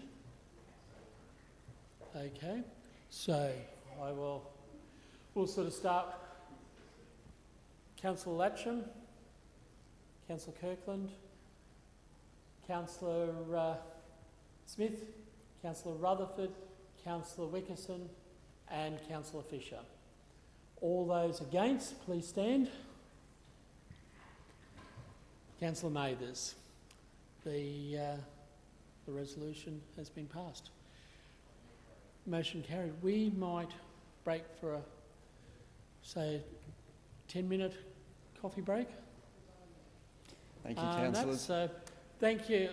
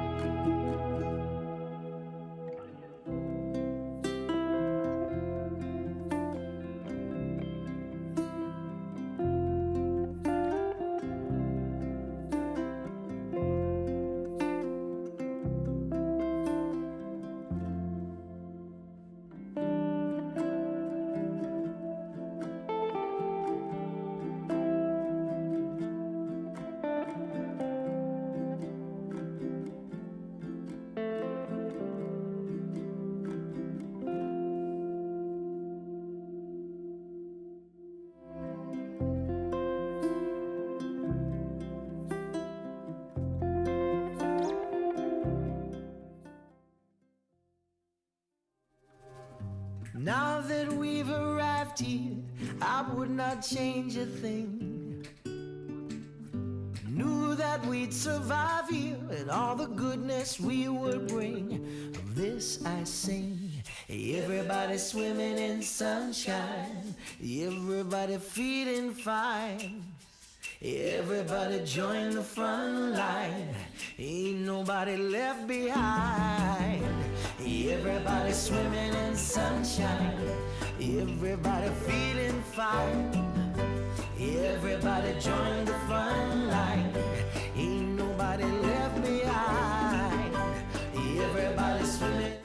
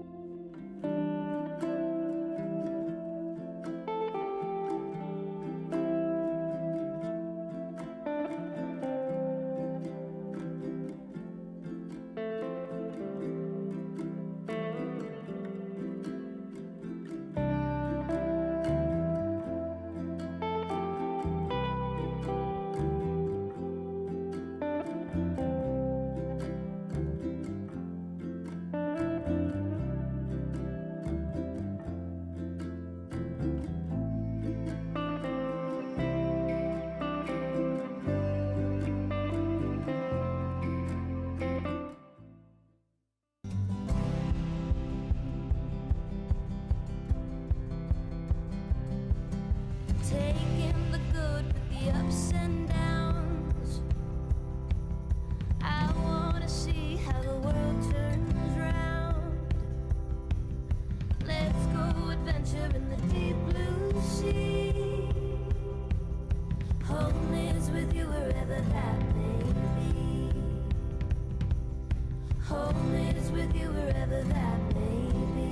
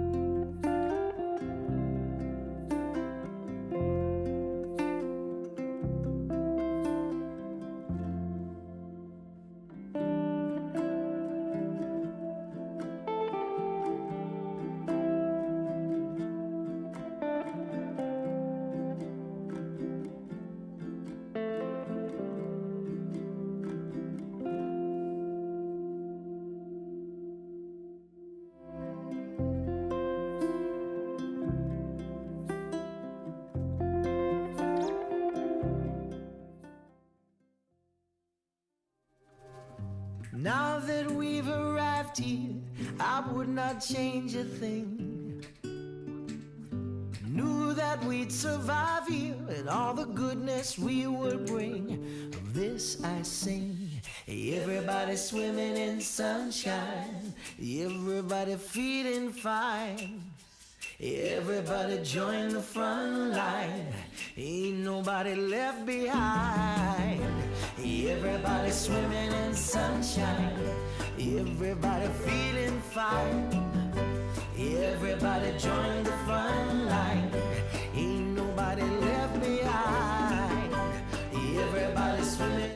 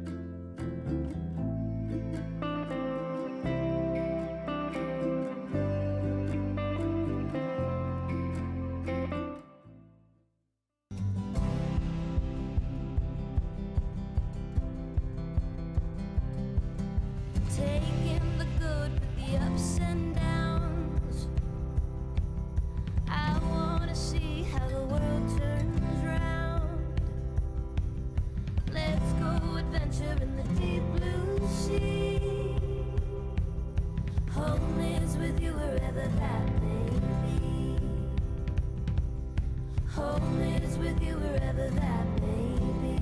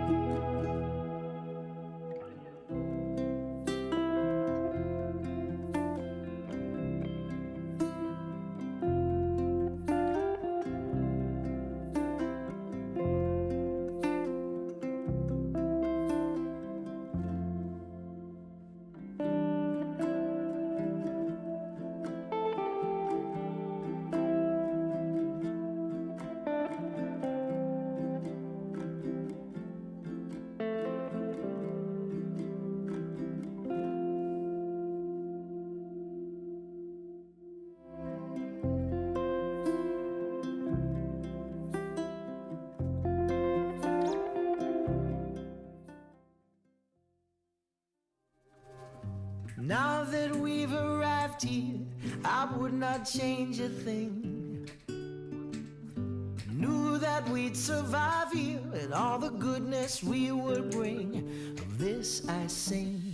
Everybody swimming in sunshine, everybody feeling fine. Everybody join the front line, ain't nobody left behind.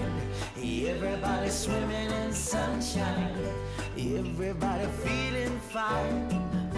Everybody join the front line, ain't nobody left behind.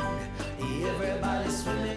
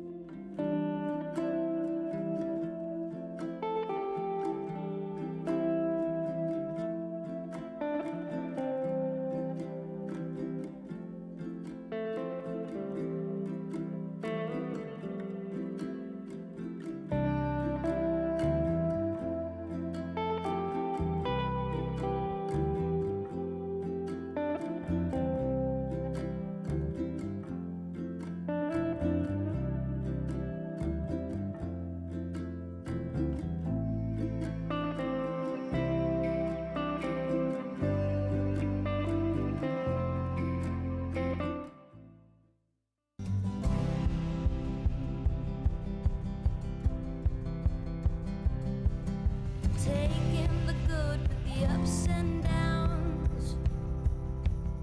I wanna see how the world turns round. Let's go adventure in the deep blue sea. Home is with you wherever that may be. Home is with you wherever that may be.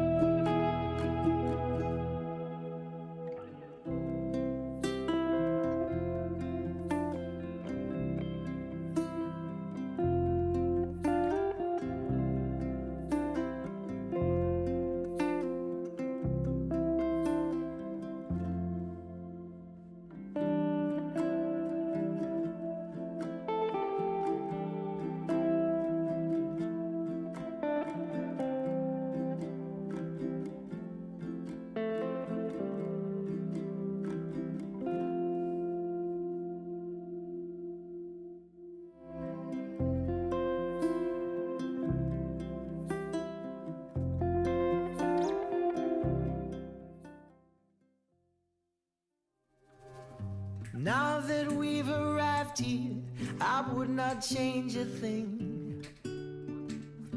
Knew that we'd survive here and all the goodness we would bring. Of this I sing. Everybody swimming in sunshine, everybody feeling fine. Everybody join the front line, ain't nobody left behind. Everybody swimming in sunshine, everybody feeling fine. Everybody join the front line, ain't nobody left behind. Everybody swimming.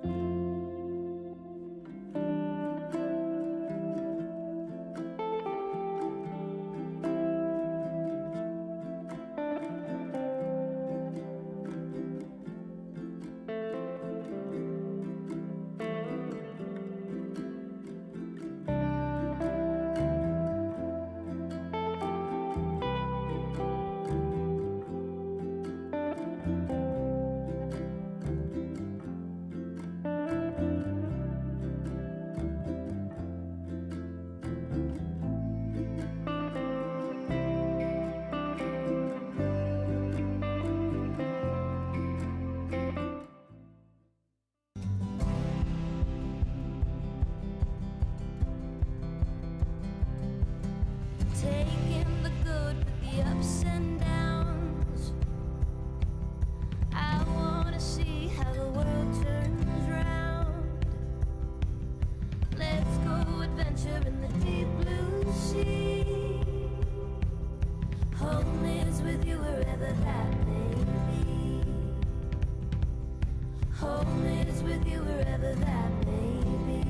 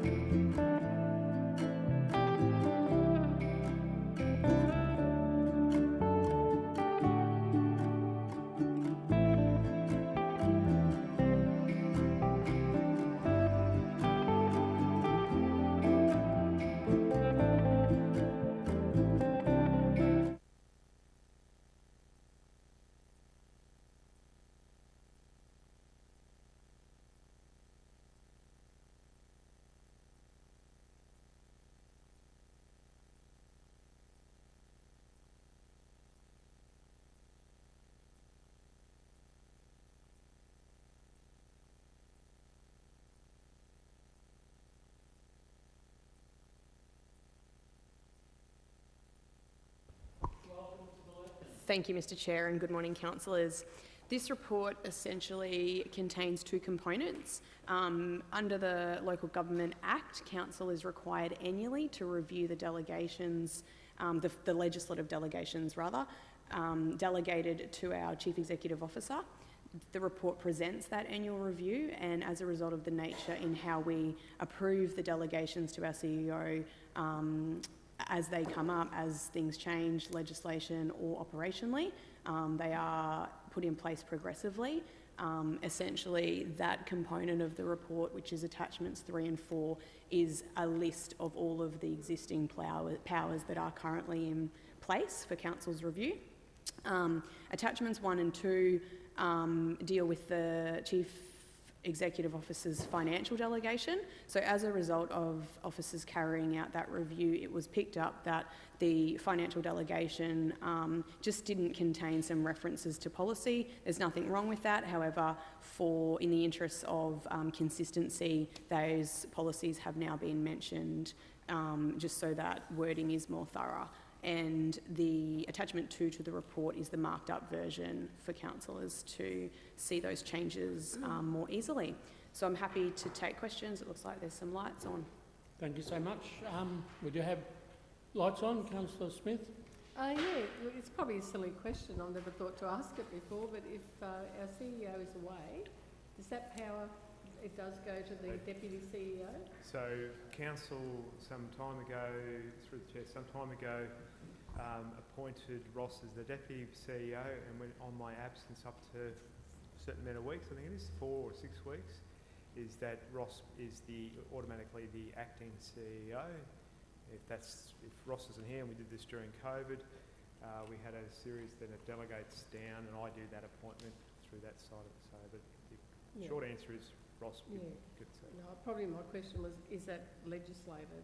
Yeah. Like, you know, you think it would be? Yeah. Thank you. Any further questions? I'm happy to move this as recommended. Seek a seconder, Councillor Smith. All those in favour? And that's carried unanimously. Thank you. Listen. Now moving on to the next one is the fees and charges amendments. Thank you, Mr Acting Mayor, and good morning, councillors. Councillors, the intention of this report is to submit some minor amendments to council's fees and charges for the 23-24 financial year. Under our civil operations area, a new fee is proposed to recover costs incurred in following up and disposal of abandoned vehicles. Also under civil operations is a minor amendment to the change of term from 12 months to 3 months. For the abandoned vehicles, my understanding is council incurs significant costs in the administration of completing those tasks. We did previously recover direct costs for auctions and so on, but this is to recover the administration time. So this is where vehicles are abandoned and council undertakes a process to dispose of them and then return any surplus payment to the owner of the vehicles. The second one, as mentioned, just a change in term, so a bit of a correction there from short-term grazing permit from 12 months to 3 months. Under the Heritage Village, this is to implement a bond. It's not actually a fee. If the hire of the facility is returned clean and without any damage, the bond's returned to the hirer. Happy to submit that recommendation for council adopts the amendments to the fees and charges schedule for the 23-24 financial year and take any questions. Thank you, Michael, for that. A couple of these I'm really glad that they've come to the table, and I think that's particularly where we've sort of had this issue with grazing. I think that is going to make a real help, and I think these are all fairly sound. So I'll go. We've got a number of questions. Councillor Smith, Councillor Kirkland, Councillor Wickerson, and Councillor Neighbours. Councillor Smith. Oh, and Councillor Latcher. Yeah, just the grazing. I presume we're talking about where we give permits for people to run livestock along our roads. Is that right? Well, otherwise, what does it entail? And why have we changed it to 3 months? Through the chair, it's my understanding, it's an existing fee, and the approval was for an approval for 12-month period. The background to the fee, I'm not privy to that, I'm sorry. I could take that question on notice and bring it back, or I'm not sure if there's anyone else from the civil operations area that could provide any context to that fee. The wording under legislative authority in the attachment is it's for changing it from grazing short term, so I'm assuming it's sort of grazing in road reserves or close to road reserves. And instead of having a permit for 12 months, it's proposed to bring it back to 3 months. But probably can't elaborate too much further than that at this point, I'm sorry. I think that time change was a really good idea. Yeah, That's my feeling. thought, that people would have them there for any longer than 3 months. They'd have it eaten out anyway. We're likely to get a lot of those because we've got a severe drought happening at the moment. No, I just was wondering if it was something else as well, if it covered something else. Councillor Kirkland. Thanks, Mr. Chair. Michael, just with my, firstly, it's all very good fiscally responsible implementations into the fees. Sorry, I'll make that, I can see you can't hear me properly, is that better? So fiscal responsibility, congratulations on that in the implementation and changes of some of these fees. Mine is around the collection and disposal of abandoned vehicles and the process around that. We all would be very cognizant of the fact that the number of those has significantly increased by no fault of our own, can I just say? Is the insurance, how is that paid? Like, because I understand that there's some questions around, if it's an abandoned vehicle and you don't know who the owner is, if the plates have been taken, who do you actually charge that money to? How do you get that revenue to cover the expenses? Is there an insurance company? What if the vehicles aren't insured? How do you actually implement that fee? Thank you, Councillor. Through the Chair, my understanding it's quite an administrative process. Council will undertake a PPSR search, Property Plant Security Register search, and compares it against the VIN number of the car. So we identify who the owner is. Then attempts are made to contact the owner of the vehicle and say, please take ownership of it. We go through a process of impoundment of the vehicle. We do various checks. We try and work out if there's finance company charges over the vehicle. So that's a process, and then ultimately, if the owner hasn't taken a collection, we allow go to auction.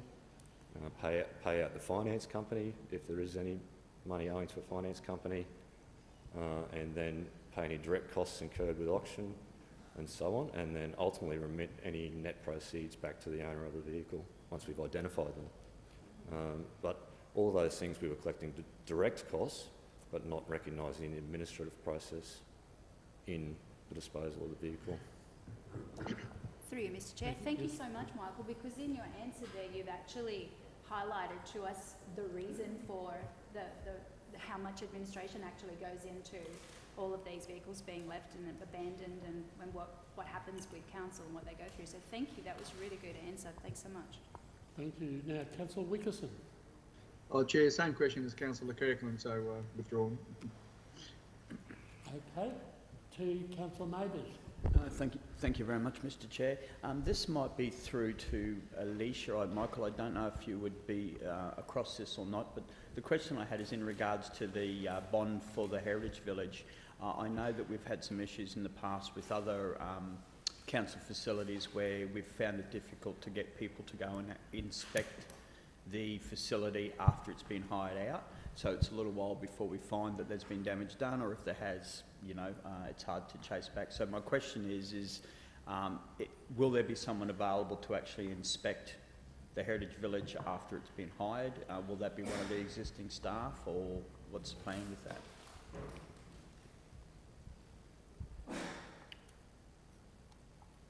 Alicia may not be there. Yeah, that's it. Mr. CEO, I would imagine probably one of the existing staff. The Heritage Village is probably easier to handle, but I know there's some of the halls where we just don't get people to inspect them because we don't have people available. Yeah, I'm on the assumption that because the Heritage Village is close to the staffed area that it would be, but yeah, we'll take it on. All right, thank you. Councillor Latcham. Thanks, Mr. Acting Mayor, and question along the bond as well on the Heritage Village. The $1,000, I know in previous budget items, the deposits, there was a differentiation between not-for-profits and businesses or the public hiring it out. It's great to see that there's only just one price on this one. So is this something that will be possibly rolled out where it's just one fee as opposed to different prices between not-for-profits? Or I guess the other question was, what was your thinking along the lines of not-for-profits hiring it out and putting down the $1,000? Sorry, if I could, Councillor Latcham. Through the chair, it's not Michael's thinking. Oh. It would be through Alicia's thinking, that one, so that's Okay. where that's suggested. No, that's all right. If we'll direct it to Alicia. He's just if I the may. bearer of good and bad news.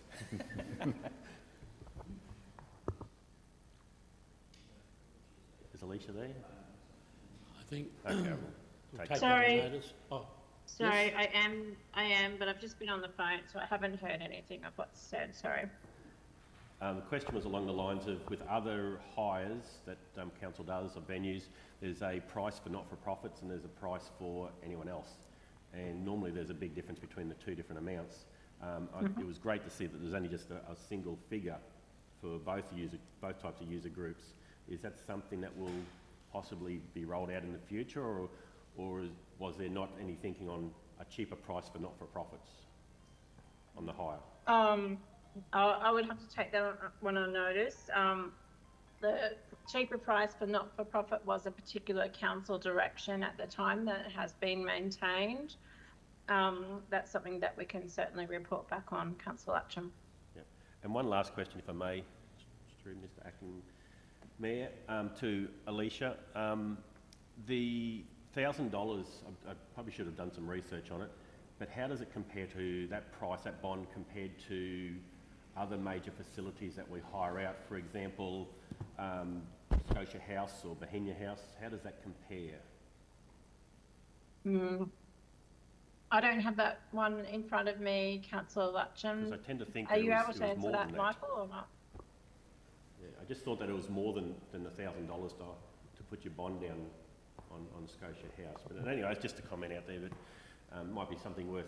I would have thought there was some consistency at that level of major venues. So anyway, something to take on notice. Okay. Thank you, Councillor Latcham.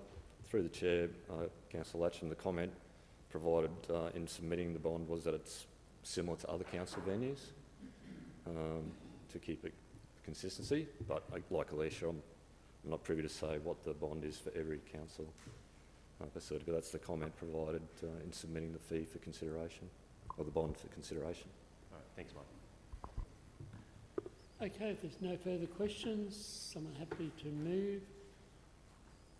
I'm happy to move. Second to Councillor Latcham. All those in favour? And that's carried unanimously. Thank you for that. Thank you, Acting Mayor. While you're at the lectern, we've got the summary budget management report for the period ending the 31st of August. Again, pass across to you, Mike. Thank you, Acting Mayor. Councillors, presenting the Rockhampton Regional Council Summary Budget Management Report for the period ended up to 31st of August 2023. In terms of the operating results for Council after 2 months of the financial year, the results for both operating revenue and operating expenditure are largely on track and in line with expectations for where we'd expect to see them at this stage of the financial year. Under operating revenue, most areas are on or slightly above budget, which is a good outcome on the revenue side. On the expenditure side, most areas are on or slightly below budget. So, in general, operating results largely in line with where we expect to see them for this stage of the financial year, and also in comparison to recent financial years.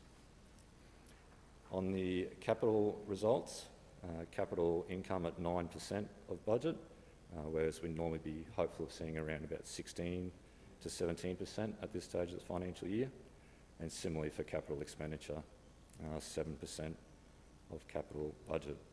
The results on our capital side are largely influenced, or can be influenced, by accruals of expenditures back to the previous financial year, so there's a bit of a catch-up, and then really get the ball rolling from August onwards.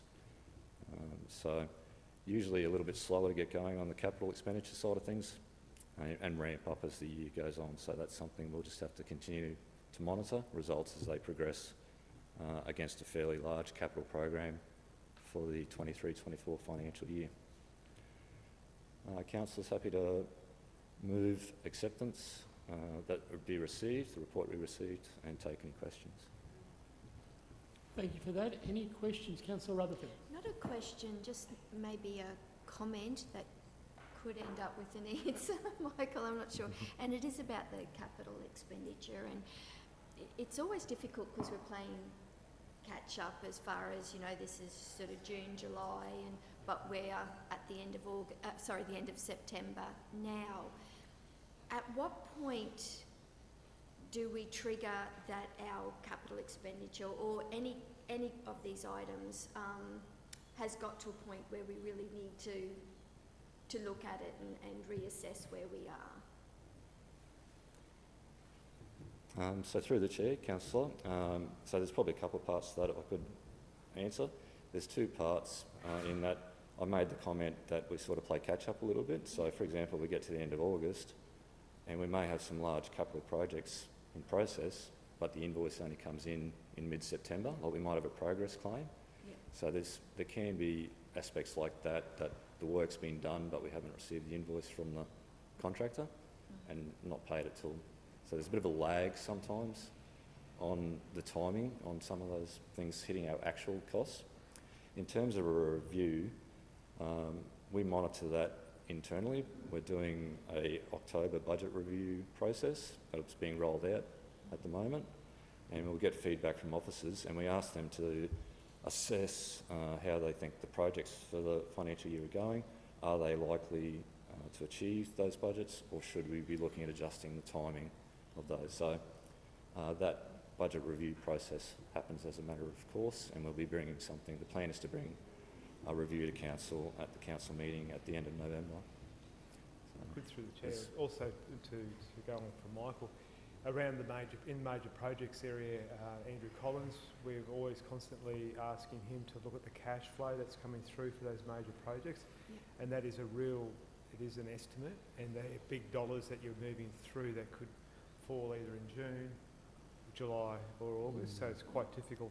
It can be quite difficult to estimate that, particularly around if the contractor ramps up or slows down, so that's that side of it. In recent discussions I've had with civil operations, it's around the certainty of what's in their budget.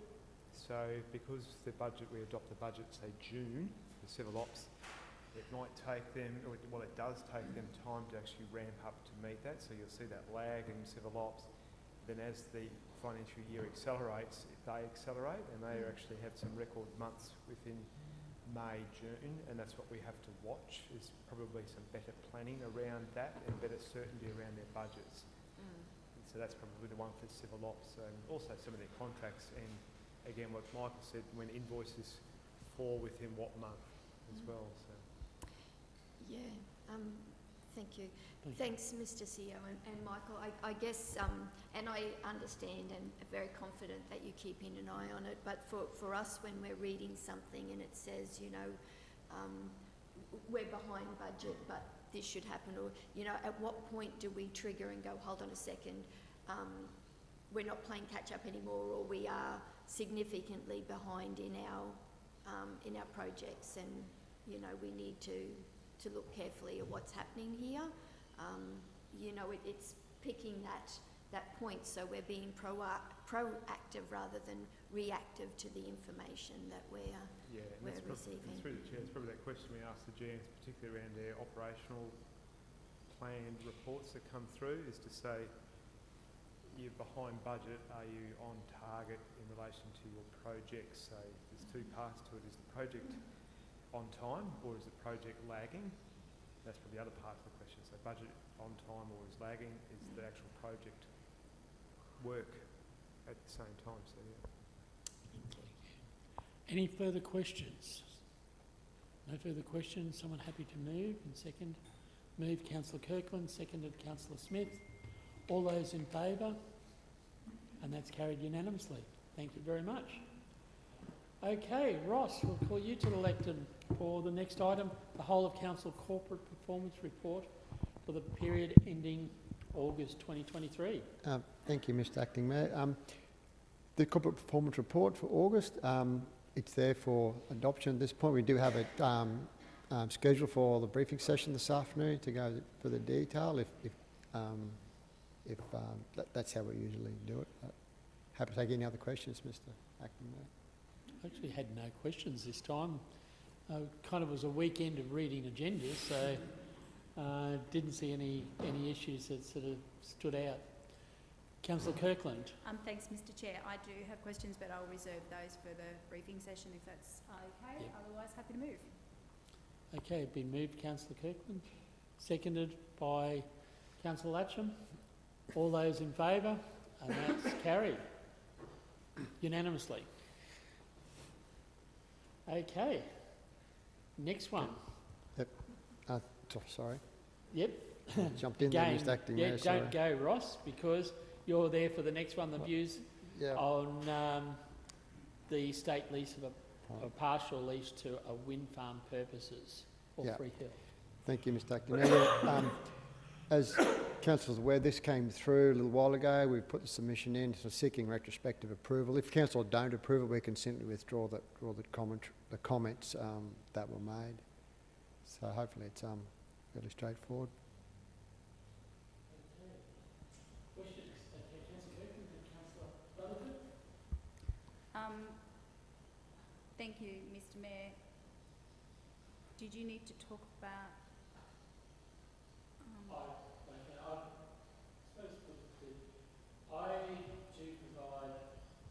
I do provide advice on some of the wind farms that have occurred in central Queensland, but I do not have anything to do with this particular wind farm. I haven't been contacted or anything like that, so I just wanted to make sure that that's clarified in the records.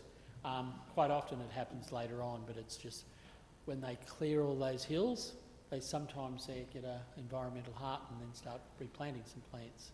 But at this stage, I have no association or contact with this particular wind farm, just to keep the records straight. Thanks, Mr Chair, through you. So I'm in favour of this recommendation, and I think that it's prudent of us to make sure that we are across everything that's happening in this space. And this State Code 23 has been noted to us that it's being reviewed. We haven't had the privilege of seeing what that review looks like yet.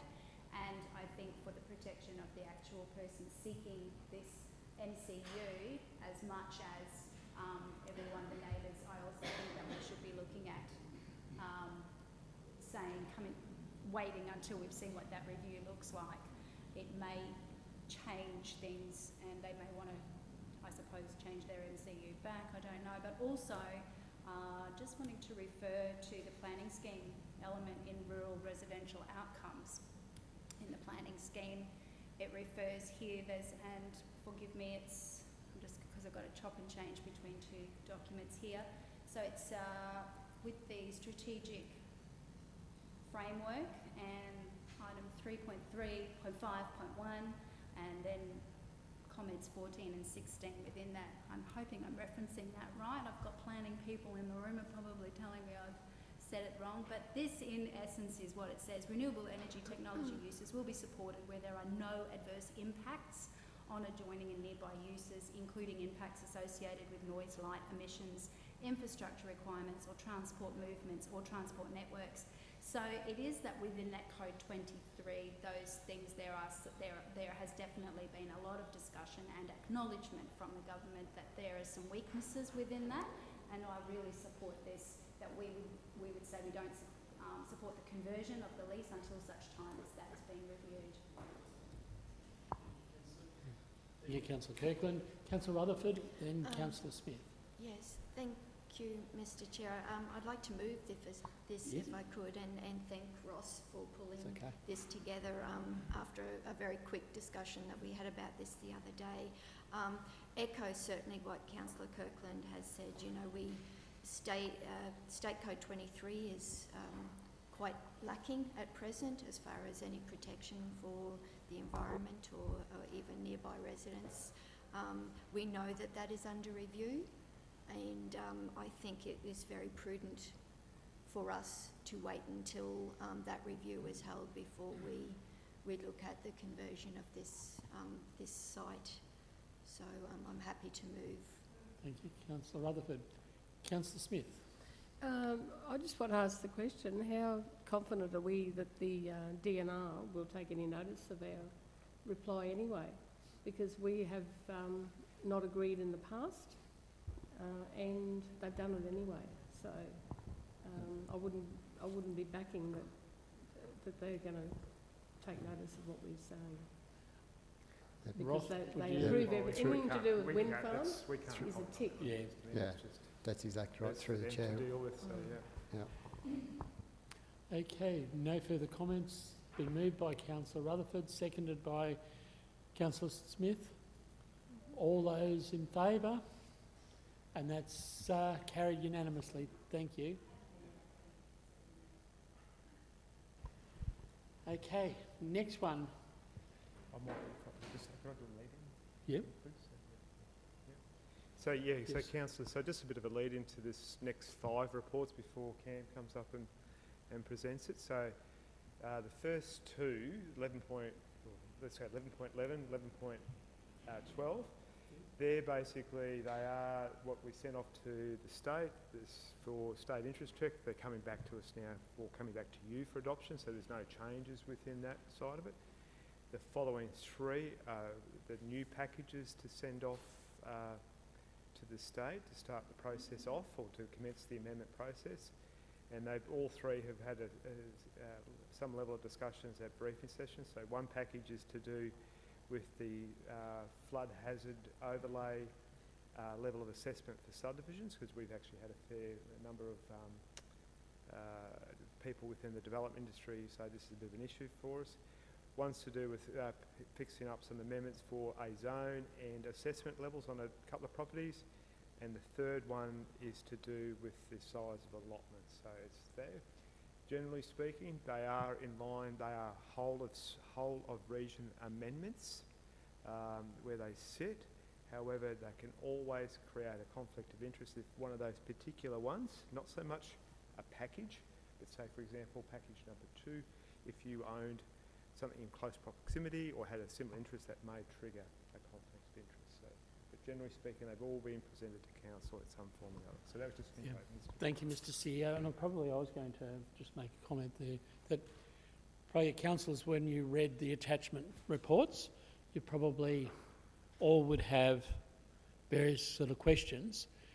They're not exactly caught up in these 5 amendments, but I think it's prudent to follow up with Cameron and his team, because I put the pressure on Cameron saying, well, really, the whole town plan has got to be its 10-year review. And so each of those questions that you may have had to bring brought along today, can you forward those to Cam? And I know Councillor Smith has already sent that to him, and each of you, if you have got or read sort of concerns that you have, send those through. They don't have an impact on today, but while they're fresh in your mind, if you can send that, because that, as soon as this is finished, that's the next cab off the rank. So I just thought I'd raise that with you today. With that, Cam, can I get you to the lectern and we'll start working our way through. Councillor Atcham. Thanks, Mr. Acting Mayor. Just to comment on that, as we've got 3 councillors here who got elected, the last one, 3 new ones, so to speak. This would have been something I would have found very beneficial if on day 1 we'd been given a lot of this, so we'd actually get a bit more better understanding, rather than 3.5 years in, we're getting, yes, we've discussed parts of this over the 3.5 years, but this would have been nice to kind of at the start to be able to look, this is what our current regional planning scheme is, and I'm sure you could probably look it up, but it should have been an emphasis put on it. Everyone get in and have a look and get a better understanding of how things operate within council. I thought it would have been very beneficial. I thought in 2021 we did a briefing session on the planning scheme, and then we also had a follow-up with Amanda to do the development assessment process. I'm not sure. I just feel like this was fresh. A lot of this was fresh. Yeah. So I know there was a lot of reading to do. scheme, sorry, and probably that planning scheme's always sat there as one of those strategic documents. The how it all bolts together, from plan making through to the plan through to how the development assessment process, that was 2021. And one last question, Mr. Acting Mayor, was through to Evan, is I know there's been changes made from decisions made very recently which have been inserted into this. When is the next opportunity to either workshopping or whatever and discuss? Maybe Acting Mayor mentioned send it through to Cam for suggestions or whatever, but is there an opportunity to all the councillors to put feedback in? And where does that feedback in? So what's if we sat back a few CAM briefing sessions ago, CAM had that discussion of whether or not we actually progressed that 10-year review period and what time frame. So that was council came to the briefing session to actually make that call whether or not we what level of in-depth review do we do for the 10-year review. So Cam, Angus and the team picked that feedback up. They're going away to work up a plan, and that will come about probably not within this term, but definitely in the start of next term. Yeah. That was a sort of the view of the council table. That was only a few months ago. Probably adding to that, Mr. CEO, is getting some of that. Yeah, sorry, if I put through there's a lot of this. Is the whole thing is that the council get a lot of information that comes through, and you do very well to retain what you do retain because there's a lot of information, and a lot of it is just a verbal to go back onto. So. But after the meetings this last week with Cam and Angus, get any of those queries to Cam now while they're fresh in your mind, and so that we can work through that. And I think with that, we might actually go on to item 11.11, starting on these projects. And Cam, I would pass over to you. Thank you, Mr. Acting Mayor, and good morning, Acting Mayor and councillors. So, thanks for the preamble discussion. I think that sort of summarises it quite well. So yes, I think the rest of the agenda is actually dedicated to planning scheme amendments. So the first one is version 3 amendment. So it's come back from the ministerial review from the state. So we've been through public consultation. And now this report is to adopt version 3 amendments to the scheme. And you'll notice in the resolution that we're looking to commence on the 25th of October. A little bit of background to that is we just need a little bit of time to update Rocky Plan and our mapping online service. So that's why we give ourselves about a month just to make sure that that's all ready to go. In relation to version 3, the changes are contained within the report. I'll just go through very, very quickly some of the major changes, particularly to our urban footprint, bringing forward some land. I think we all understand the current housing issue in the state and certainly in the region, bringing forward more land for growth. That's probably the major component of version 3. A lot of the zone changes are to reflect new subdivisions and new drainage corridors and the like. So that's version 3. Is there any questions? You've got 2 lights on, one light on. Well, it's kind of like... Councillor Smith? Yep. So mine was a comment before we started. Okay. Just going on from what Councillor Latcham said, a lot of the stuff in the original planning scheme is well and truly out of date because the last planning scheme was the first one we'd ever done as an amalgamated council and after de-amalgamation, so a lot of that is out of date. So I can... yeah, it's good that we're doing the looking at it now and to go into the future. But I'll just let someone else talk, and I've got a query on this one as well. Yeah, sorry, if I could Cameron, just sorry through the chair, if I could just respond. So I think what's sort of happened a little bit. We had COVID come through, and a lot of the councillors have had there's been a lot of distractions, I guess. We did do an introductory session to the planning scheme. It's probably important to recognise that it is a large document. It is over 860 pages. It does contain a lot of policies. And to actually physically go through the entire document, I think we'd probably dedicate a good month of workshops. And it is acknowledged, and that's why under legislation that you undertake a 10-year review. It is acknowledged that a lot of components are out of date. We've tried to keep major components up to date through continuous rolling amendments. But just back to what Councillor Latcham's point in relation to next opportunities to comment. So the process we're looking to do is a 10-year review. So that'll be an independent review done, because it's important to get someone else to have a look at the scheme rather than myself. And that will involve some targeted external consultation with some targeted industry groups to get their feedback. So it'll be a desktop review of the scheme. It'll look at the performance of the scheme, how it stacks up against legislation, and come out with a series of recommendations of what we need to do, whether it's hopefully not a replacement of the scheme, but certainly amendments to the scheme itself. In that review also is looking at local content, which is why your comments are so important for us to consider. We have a register of changes or proposed changes that we need to discuss with councillors. A lot have come from our own development assessment team that have picked up things.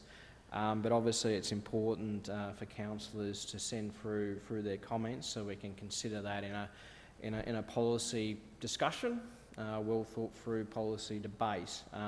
But for that 10-year review, because there's so many components to the scheme, it is going to take some time to complete. We'll engage someone quite soon to undertake that process, and then we'll look at, presenting those findings after the local government election next year, and then feeding into that you'll understand what some of the recommendations are, as well as some of the local content, and then we'll sit down and obviously discuss that in future amendments to the scheme. So, sorry, I just wanted to clarify that. Thank you, Cam. And I think it's important because we're really probably focused today on these 5 different adoptions and amendments on the actual task at hand. But anything that you've picked up during the process of your light reading on the weekend, please send that through to Cam so that they've already got some information. Might just take a couple of questions. Councillor Latcham and Councillor Kirkland. Thanks, Mr Acting through to Cam. Cam, I appreciate this is a large body of work and it's a lot of moving pieces in there as well. My comment is in particular, my concern, I guess, is it relies on the census 2016, when you've got a census from more than 12 months ago, and since a pre-COVID world, which you mentioned before, things have changed significantly in my mind, and you only have to look at like property values, for example, and cost of living. They're significantly different from the reports. So will anything in the future refer to the last census, or will we still be relying on 2016 data? Yeah, so through the Chair, yes, it's acknowledged that this version 3 does look to change some of the components of the strategic framework to bring it up to date. In relation to the census data, because we got that census data after we started this amendment, but we will incorporate that census data into future amendments, and I would imagine the 10-year review will look at the demographic profile of the region, and certainly that'll be one of the recommendations. It's also important that we're also updating our local government infrastructure plan as well, so we're going through a process there to ensure that at least our infrastructure networks are aligned with future population growth that's come from the census. So unfortunately, we didn't get the information, and we started this process last year, and unfortunately they are long processes to go through. We went through state interest, public consultation. This particular version 3 amendment for ministerial review has been with the state since April, and we only just got it back in August, September. So, yes. Thank you, Councillor Aitchison. Councillor Kirkland? Thank you, Mr Chair. Just in relation to, within the commentary, it says here that the council must publish a public notice within 10 business days of publishing a public notice. So when would the public notice be published? Once we adopt this, how soon after we adopt this today does that happen? We'll be looking to do, so there's, I guess there's 2 points to this. We'll do, as soon as it's resolved, yay or nay, if it's a yes, then obviously we'll publish the government a gazettal notice in the Government Gazette, so that's our legal obligation to do that. Now that would happen as soon as we possibly can. It will certainly happen within 10 business days. I'd imagine that we're working on that. We've already got the notice ready to go. So generally speaking, it will be published probably next week in the local government gazette. That's the legal notice. What that will say is it's been adopted today, okay, and it will commence on the 25th of October. So that's when it actually comes into commencement. It's important to recognise that because that's when it becomes legally binding for developers to now comply with the planning scheme, okay, on the 25th of October. It just gives us a little bit of time to make sure our online planning scheme is all up to date. Our mapping is all up to date online as well. Okay. Through you, Mr Chair. So does that mean that if I was a business that might be affected by the changes, or a resident for that matter, or a prospective business developer, whatever, that it would be my habit to check the Gazette, the local government Gazette, to find out if there's going to be a change, or how would I find out that I've been impacted? I don't think I don't believe that people will be looking in the Government Gazette to see when it comes into play. We'll certainly update our Rocky Plan and provide that information that this amendment is now coming into play. Okay. Version 3 didn't have any submissions, or didn't have a lot of submissions. The next one, flooding, did, but obviously we responded to all those submissions, and we tell people to obviously keep an eye on council meetings and the release of information and when it becomes enforced. We can obviously update our website and have that information available publicly if the councillors wish to do that. It's fairly common practice that we'll try and notify people. Yeah. Thank you. Through you, Mr Chair, is it important that we put that adopt point in there, that once this is adopted, that it goes up on the website as well, if that's not the common practice? It is common practice. Oh, it is common. Sorry, I didn't. Sorry, through the chair. Sorry to. Yes. So we are required to, and it's good practice anyway. And because so many people use the online planning scheme, we have that information there available on our website. It has been updated. The scheme itself will also have a schedule about what the changes are. So we must document what the changes are within Schedule 5 of the planning scheme to make that available and notified. Yep. Thank you. And Mr Chair, through you, if I may, I actually had a comment that similar to Councillor Smith's and all of those colleagues that have spoken before. I just actually found that through reading, the fabulous reading that we had on the weekend, it's highlighted the complexity of the planning scheme and the process, and the need for a well-informed decision-making via a full comprehension of those documents via the scheduling of workshops. So, as a first-term councillor, it was interesting that a lot of the reading I was reading the content for the first time, and I hadn't had necessarily much guidance on that, so I took your advice, Councillor Fisher, and I actually yesterday was in the office having a chat to both Angus and to Cam about a lot of my questions around that. So on reading through it, it's become clear that there are some areas in the current planning scheme with the supporting documents like the strategic framework, for example, that are indeed, I concur, very outdated. And I'm so excited to hear that we have that independent review that's happening, or gone out to tender, I believe, or is happening soon, which is great. And then in 24-25, we'll have a full planning scheme renewal rehash. So looking forward to all of the workshops that will fully... I actually said, if through you, Mr. Chair, I actually said that I felt like after I've read this document, it was almost like we've been given pieces, Mr. CEO, to a jigsaw puzzle over our time, and we've been slotting bits and pieces into this jigsaw puzzle, but we've never actually had the big picture in front of us. And this planning scheme, it felt, well, it's probably a big statement, that's what it felt like to me. And I was like, oh, now it all makes sense. It was a little bit of a matrix effect for me over the weekend. Yeah, thank you.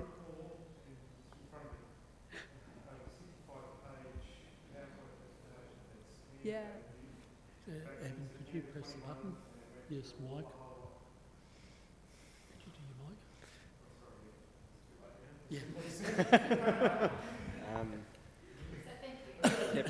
mic? What I'm happy to do, councillors, I will send you this if my machine has just had a hissy fit.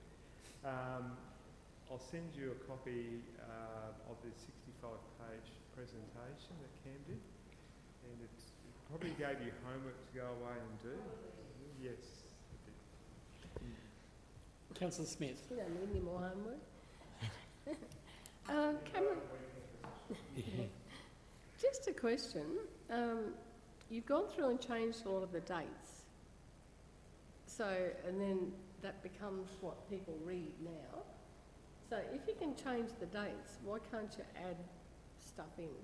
You know, like I pointed out, for instance, that Ridgelands is not listed as a township, and new industrial, we could add the railway precinct. So why can't we add those things in if you can change the dates? Okay, so through the chair, the amendment related to changes, zone changes for the urban footprint, and so when we get a direction to rezone areas, particularly in Parkhurst and Gracemere, where they're expansion areas, so they refer to the new urban, future urban areas, so bringing them forward to new urban and future urban. We go through the rest of the scheme and make sure that that change is reflected, and that's why we've changed those particular dates. If we had direction to review townships, okay, as an amendment, then we would have went through and looked at all the townships. But in this instance, this amendment is purely purely related to the expansion of the urban footprint and opening up more land for housing. So we've obviously gone through the scheme and seen where that's reflected elsewhere in the scheme and made those changes. Councillor Does that answer your question? Thanks, Mr. Acting Mayor. Question through to Right. Cam, probably following on from Councillor Smith. I'll go specifically, there's a mention in the report about there'll be growth in Gracemere once the landfill is finished. The landfill's been capped, it's done, so I don't know why that comment's still in there. Does that get... That's what the next stage. It'll come in that one, so you'll change the wording then, will you? Yeah, so through the chair, the changes were very specific to actual sites. That's a general comment about the landfill, and when it ceased, then we'll re-evaluate that area, okay, and what the future of that area will be. The changes in relation to Gracemere, Allen Road, they're very site-specific, and they're nearby the landfill, but the amendment's not actually specific to the landfill, if you know what I mean. And the acting mayor's point's quite right, is that yes, you know, once again, I think we've all established we badly need to do a review, and that's just going to be another one of those components. What I think is really, really important for us as officers is to get a full understanding of all these issues raised by all councillors, and so that we've documented those. And so when we are doing getting the independent review done, they understand that local content to also look at as well. So I think it's been mentioned previously, I think it's really, really important. We've already got a long register of changes now, and admittedly we've only got so many resources to do all those changes, but it's important that we get that consolidated list together. Okay, thank you. Yep. Thank you, everyone. Okay, so getting on to the actual agenda item as such. So I'll go to committee chair. Are you happy with the adopted amendments? Yeah, I'm happy to. And happy to move? Yeah, happy to move. Seek a seconder. Councillor Kirkland. All those in favour? And that's, all those in favour? Yeah, carried unanimously. So, one down, 4 to go. Cameron? 4 to go. Okay, so, through the chair in 11.12, this particular amendment, once again, has come back from the state. It's in relation to our flood overlay mapping for our local catchment, as well as Riverine, updated Riverine as well. So once again, we're looking to commence that on the 25th of October, same time as version 3, so it's all released at the same time. Is there any questions other than what's in the report? Again, I'll go to committee chair. Happy to move this. Happy to move this one. I think it's great that it's we've now got all the areas covered with the flood mapping and Riverine, and also the catchment areas as well. Thank you. Okay, been moved by committee chair, Councillor Mathers, seconded by Councillor Smith. All those in favour, and that's carried unanimously again. Thank you. Okay, on to item 11.13 and major amendment package A. Again, across to you, Cameron. Yes, thank you. Thank you, Acting Mayor and councillors. So this particular report is package A. It's first of I guess 3 amendments we're looking to commence and submit to the state government to commence the process. So a real quick summary of package A. What we're looking to do is, as the CEO mentioned previously, we're looking to amend the table of assessment for the flood hazard overlay for subdivision. Okay, so what we've seen is that particularly in growth areas for residential, we've seen new developments get triggered, probably unnecessarily, through impact accessible due to the tables of assessment at the moment triggering that as impact. It's really important for councillors to understand that that is the subdivision of land itself.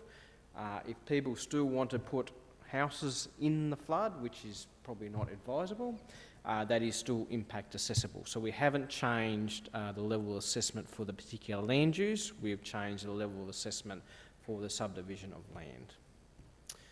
So that's a little bit of a summary with package A, and a little bit of background too is that the reason why we've had to attach, and I probably should have mentioned this at the start, all the information, like the actual amendments themselves are shown as track changes, but obviously we are required to provide all the information and all the documentation. So that's why, unfortunately, the attachments are so large, but attachment 1, for example, is actually the changes within the scheme. I've tried to summarise in 1 page for you. Thank you, Cameron. There's no questions. Committee Chair, Councillor Mathers, you're happy to move? Thanks for it. Yeah, Deputy Mayor, I just wanted to make a comment. When I first opened that, I thought they've changed everything. The entire thing was track changed just about. You know? I'm like, okay, well, yes. But anyhow, I got it once I'd read through it. So, but yeah, Mr. Mayor, Deputy Mayor, I just wanted to say that once again, I think this is really good in regards to. Makes it easier for the developers in regards to when they're developing these sites, but it's still not taking the risk away for the property owners as well. So more than happy to move that. So moved, Councillor Mathers, seconded. Councillor Kirkland, All those in favour? And again, that's carried unanimously. Thank you. On to item 11.14, and again, across to you, Cam. Yes, thank you, Acting Mayor and Councillors. Package B. So, a little bit of a summary of Package B, and we discussed this in a briefing session as well. Looking to undertake a zone change to 78 East Street, Mount Morgan, to change from low density residential to the local centre zone, as per council resolution.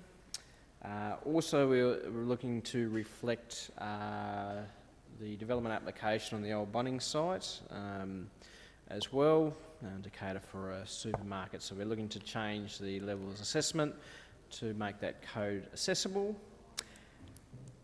Also, we're looking to do some administrative updates as well to Schedule 4. So that's talking about, so when there's a development application approved by council that's inconsistent with the planning scheme or devolves or divvies away from a particular provision, we must note that in the actual scheme itself.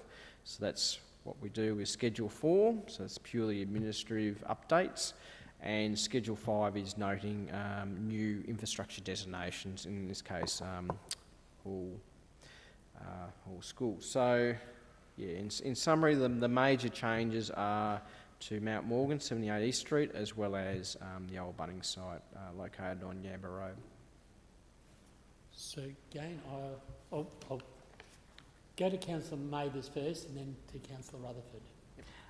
Thank you very much, Deputy Mayor. Yeah, those designated changes, Cam, it took me, well, I'm not going to say it took me a while to get my head around it, because I don't think I've completely got my head around it at all, but I see why the idea behind it. But once again, I think as we work through the 10-year review, I think that'll be good for everyone around the table, particularly myself. So looking forward to it, and only because I'll come out with a lot better understanding. So, but yes, happy to move this.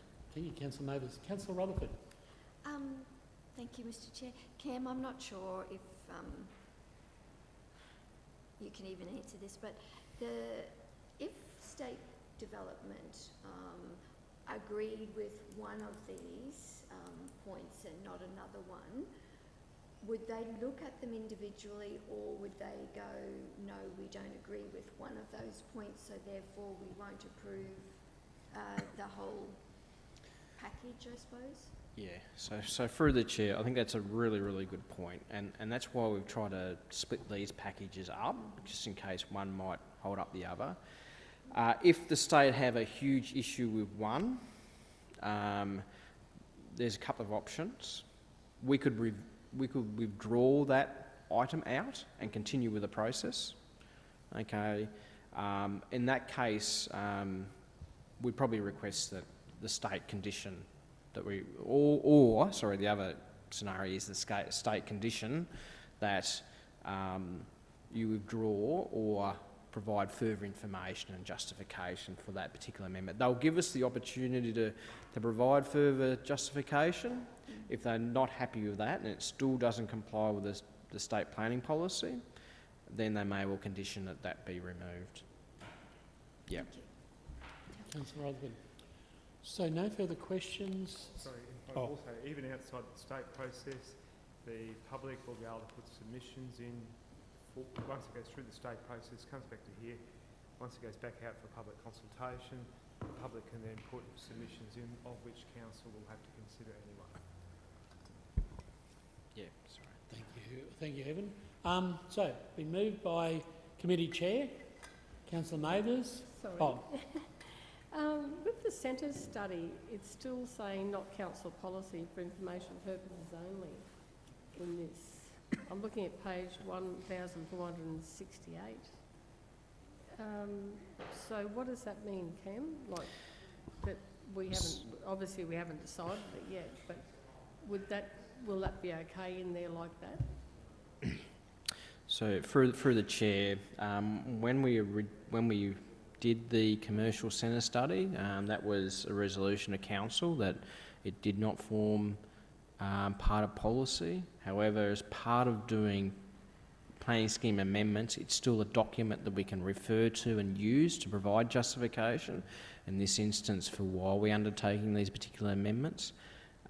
The other important aspect to Package B is that there has been, as part of the DA that was undertaken on the old Bunnings site, there was independent advice received by council that further refers to or adds on to the commercial centre study. So we can still use, I know it says specifically it's not council policy, but we can still relate to the content and the recommendations and use the document for justification against the state planning policy, or addressing, sorry, the state planning policy.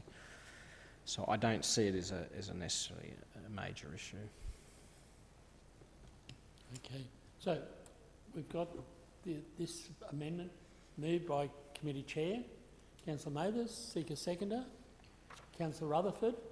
All those in favour? And that's carried unanimously as well. So, move on to the final of these planning scheme amendments, item 11.15. Again, across to you, Cameron. Thank you, Acting Mayor, and councillors, sorry. So package C. So package C is all about, I guess, infill development and also outfill development, and improving or increasing densities for residential development. I know we workshopped this as part of a briefing session, or it certainly went over the number of requirements. So I was just going to provide just a quick summary of what we're looking to change, the proposed changes as part of Package C. So in the low density residential zone, we're looking to reduce the minimum lot size for subdivision from 400 to 300. And also the rear lot as well from 600 to 300. That's excluding the access, because I know there was some debate over making sure that that didn't include the access. And also that's reflected in the low to medium density residential zone as well for that rear lot. We are proposing to change the level of assessment for multiple dwellings in the low density residential zone from impact to code accessible where it is on higher order roads, so that's minor, collector and higher. So to give you an understanding, we're not it'll still be impact accessible on local roads, in cul-de-sacs and things like that. They'll still be triggered as impact accessible, but on higher order roads like your Upper Dawson roads, your Dean streets and Bersiger streets, they are your higher order roads. So we're saying on those roads that they're okay when they're within 200 metres of a centre, park or sport and rec zone, hospital or university. So it's important to recognise that currently that provision is in with the code itself now, but all mobile dwellings are impact accessible in the low density residential zone. What we're looking to do is to bring those requirements and put them into the table of assessment and reduce the level of assessment for multiple dwellings. The other changes are generally to reflect the reduction in minimum lot size. So for a dual occupancy, for example, if we're saying that we're reducing the minimum lot size down to 300, then it makes sense that dual locks go from 800 down to 600. So you can put 2 units, 1 unit per 300 square metres. And looking at multiple dwellings from 1,200 down to 1,000, and that'll give them a density, or allow them to put 4 units on 1,000 square metres in the low density residential zone. The other change is in relation to the low to medium density residential zone and allowing further densification within that particular zone itself. So that zone is either side of Musgrave Street. It is also on the fringe of the CBD and goes up towards Allenstown Plaza and down to the cemetery. So that's our low to medium density residential zone. So in that particular zone, we're also looking to increase densities for units and duplexes as well. We are keeping the minimum lot size in that zone still to 300. I know that when we discussed it in a briefing session, I said it could be considered reducing it to 200 square metres. That is not in this particular amendment. The minimum lot size in that instance remains at 300 square metres and not 200. So apart from that, is there any questions in relation to the proposed changes? Cameron, I want to commend you on this one because they're all definitely achieving a desired outcome. But this is one of the ones that I think we've all had those moments where we've thought, well, this would be a benefit to our community. So putting this all together, I think this is going to have great benefit for a lot of people in our community. So thank you for that. I'll go to, again, our committee chair and then Councillor Latcham and Councillor Rutherford. Okay, Councillor Latcham. Thanks, Mr Acting Mayor. Just a couple of comments on this one, both at either end of the spectrum. Firstly, I feel it doesn't go far enough when we talk about larger blocks that are in the region, the ones we have to be minimum 40,000 square metres, where, like Livingston, have reduced their size down to 5,000 square metres just outside of Limestone Creek. So it would have been good to see lifestyle blocks being included in this mix of suite of different types of housing. So it's just a comment on that one. So I'm not sure when that will ever be discussed, but I know we've had temporary conversations about it, but it would have been good to see that one included with this one, this package here.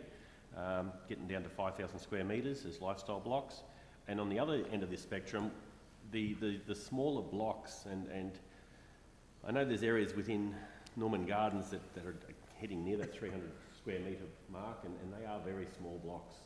And I do think that this is the new Housing Commission package for everyone.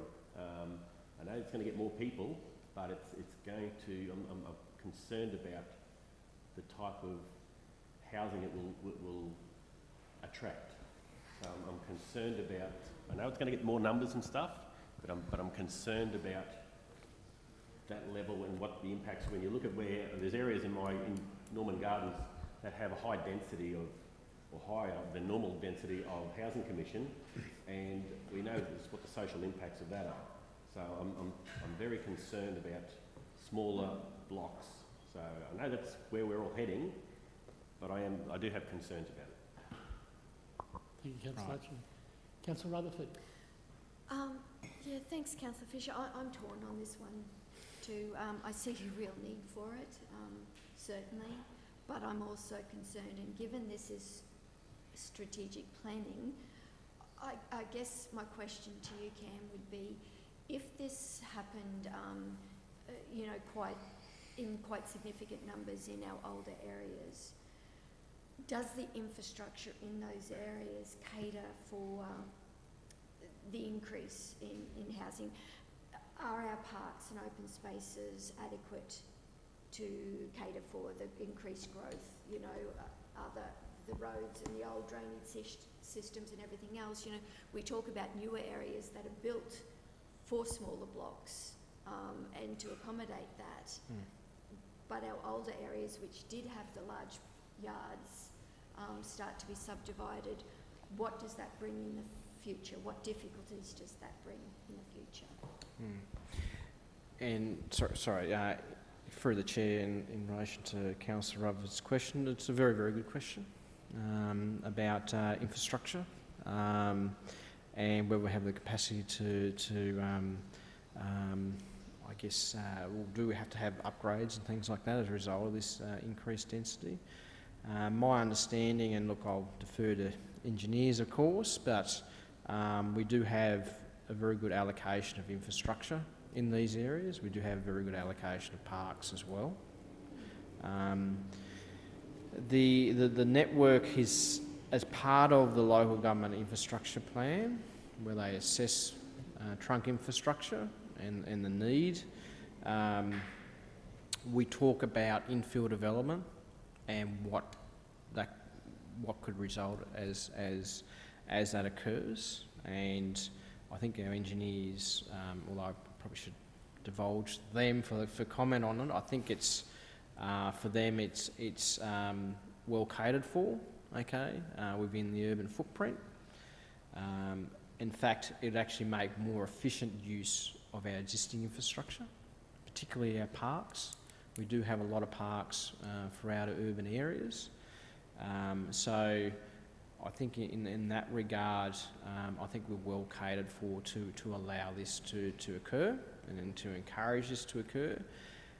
In the briefing session, I put up some maps about existing 300 square metre blocks. We already have a lot now.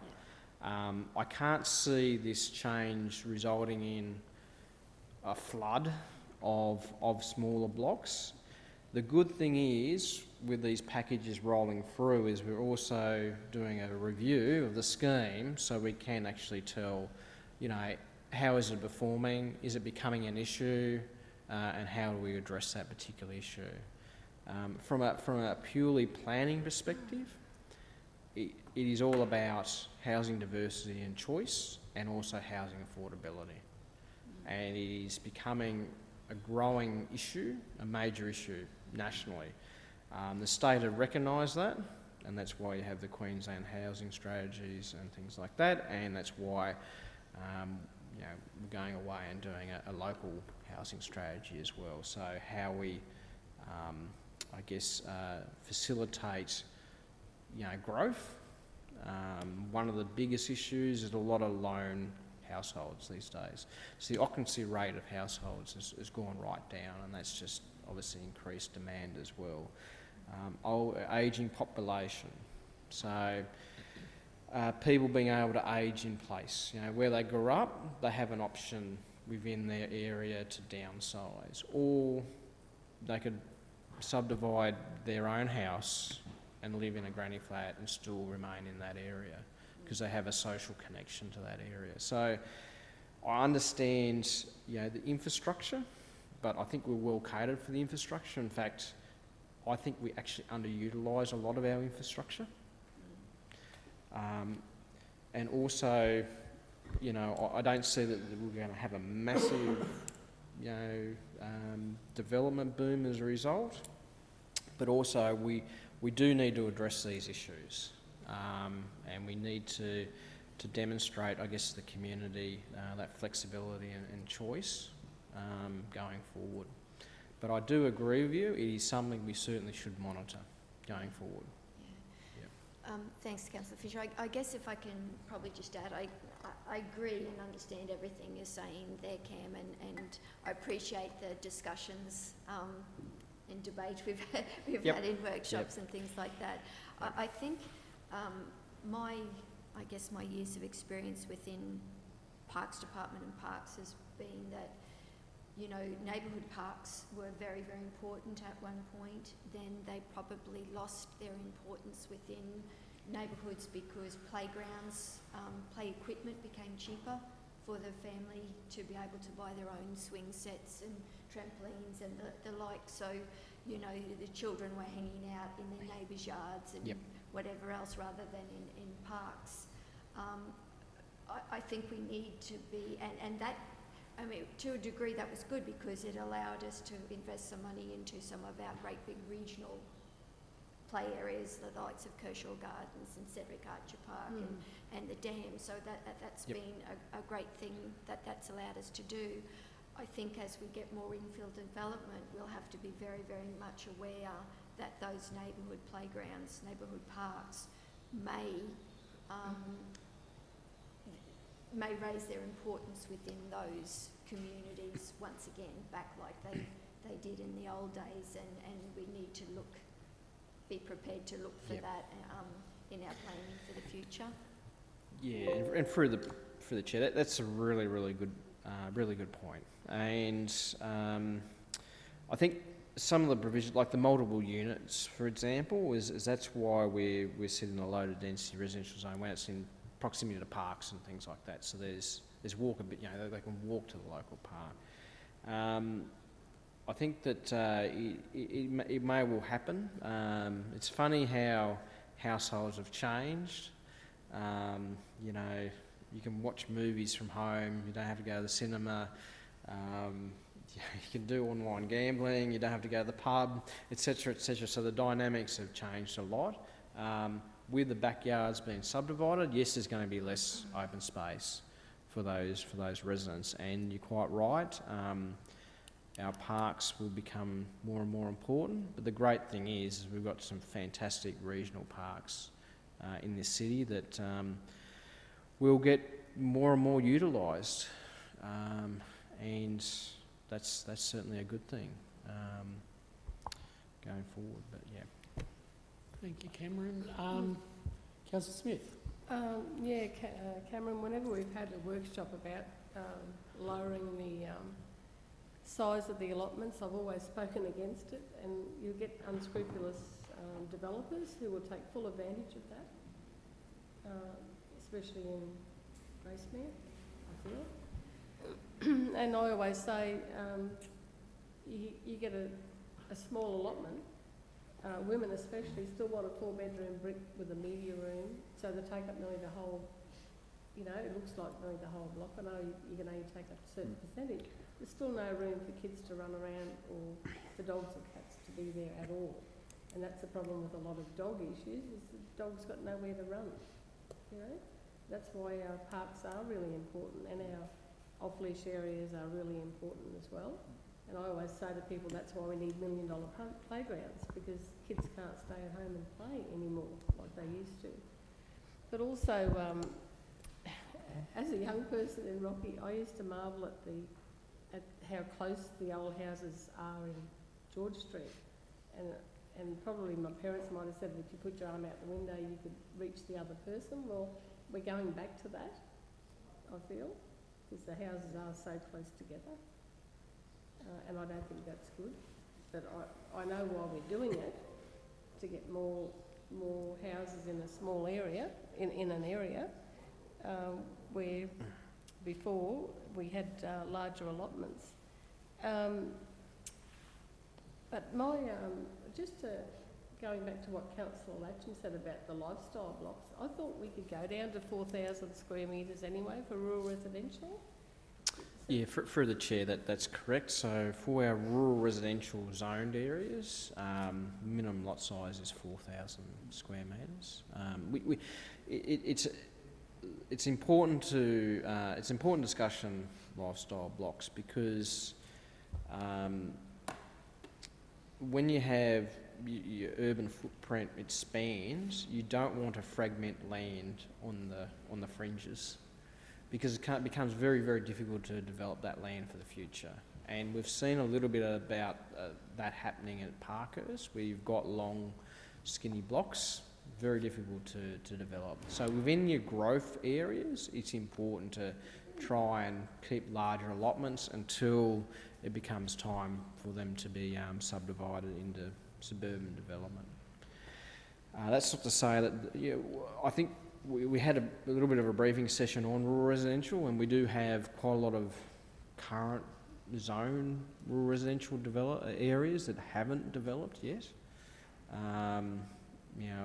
Maybe that's a reflection of the market or whatever, but the scheme still allows for rural residential development to occur in those zoned areas. But I think it's important that we ensure that lifestyle bigger blocks doesn't compromise our future growth areas.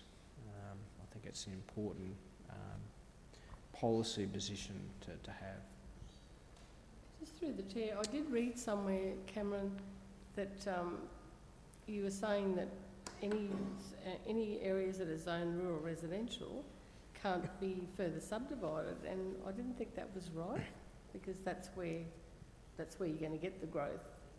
So, I've seen paddocks that are, 80 acres, and they're zone rural residential. I just queried that in my mind.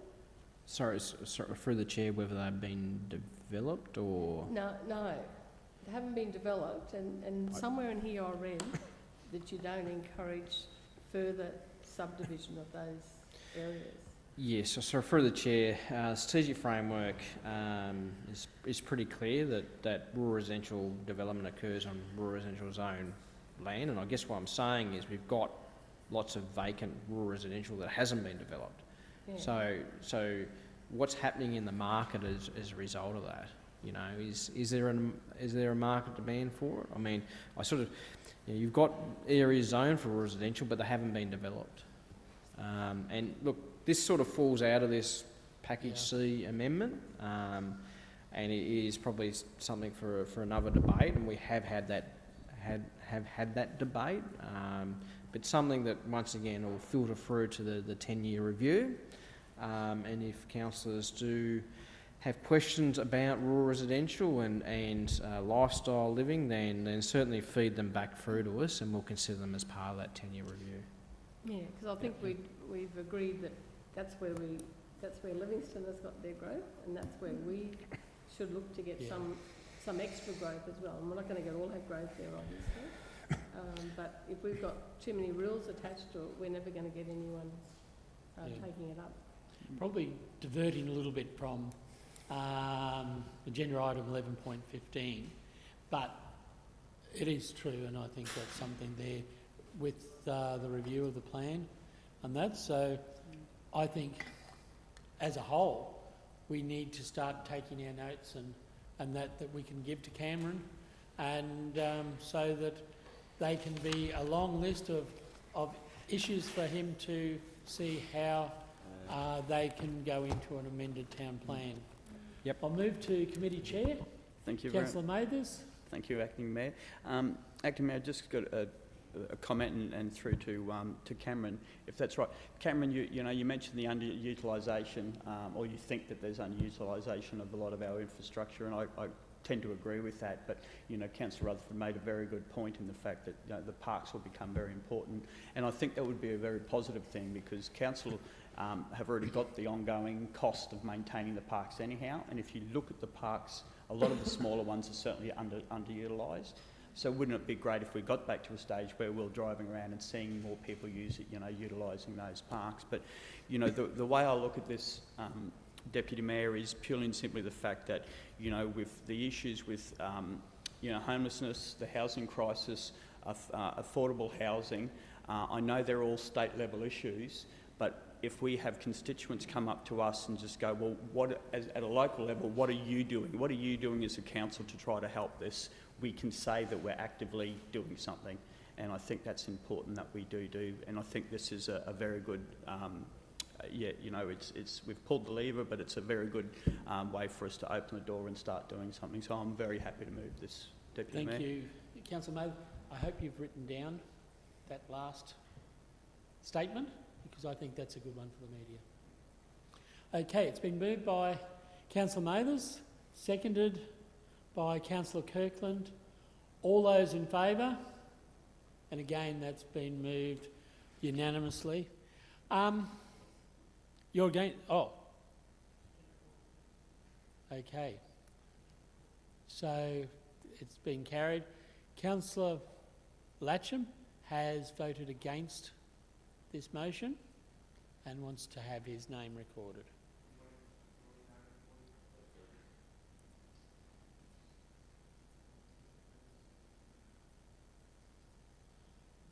Okay. Cameron, thank you very much. I really enjoyed my time sitting at a laptop for 8-10 hours on the weekend.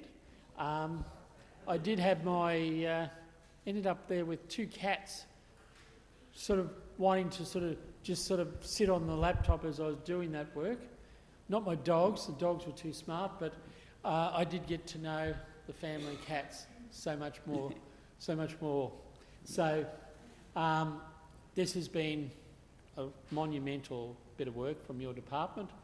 I'm glad that you brought it to us, and but this is almost like just the appetizer to the main meal, and really I think we're all champing at the bit to sort of make some comments with the amended town plan, and urge all the councillors, any of those comments, to actually send through to Cam and so that they've got those in place. Councillor Mathers? Yeah, thanks very much, Deputy Mayor. I just wanted to say just very quickly, Cam, maybe during the 10-year review we could reduce that from a 2,500 page document. Let's try to get it down to like 1,000 page or something. That'd be kind of nice. Thank you. Councillor Rutherford. Oh, Mr Acting Mayor, I just wanted to actually thank Cam and his team and Angus. You know, we joke about how much reading it was and everything else, but honestly for them to, the hours we took to read it, you can times that by 100 for them to put it together basically in the length of time. They've worked on it, you know, and it is hard when we have to sit, you know, with a 2,500 page agenda to look at it, but you wrote all those words and did it in a way that we could understand. Cut and paste, yes.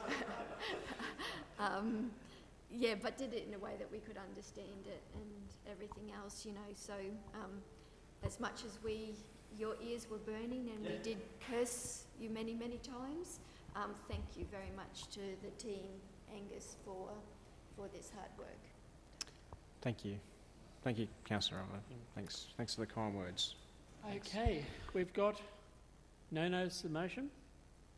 We've got no questions on notice, no urgent business around the table. So that brings us to the closure of the meeting. I want to thank the councillors that this was a very big agenda, and thank you for the professionalism around the table today. It was sort of something that sometimes these meetings can blow out and really get lost. Today, I think this was the council really acting as a team for the long-term goals of our community, and I want to thank you for that. I want to thank the officers for their patience. Cam, once again, thank you for this.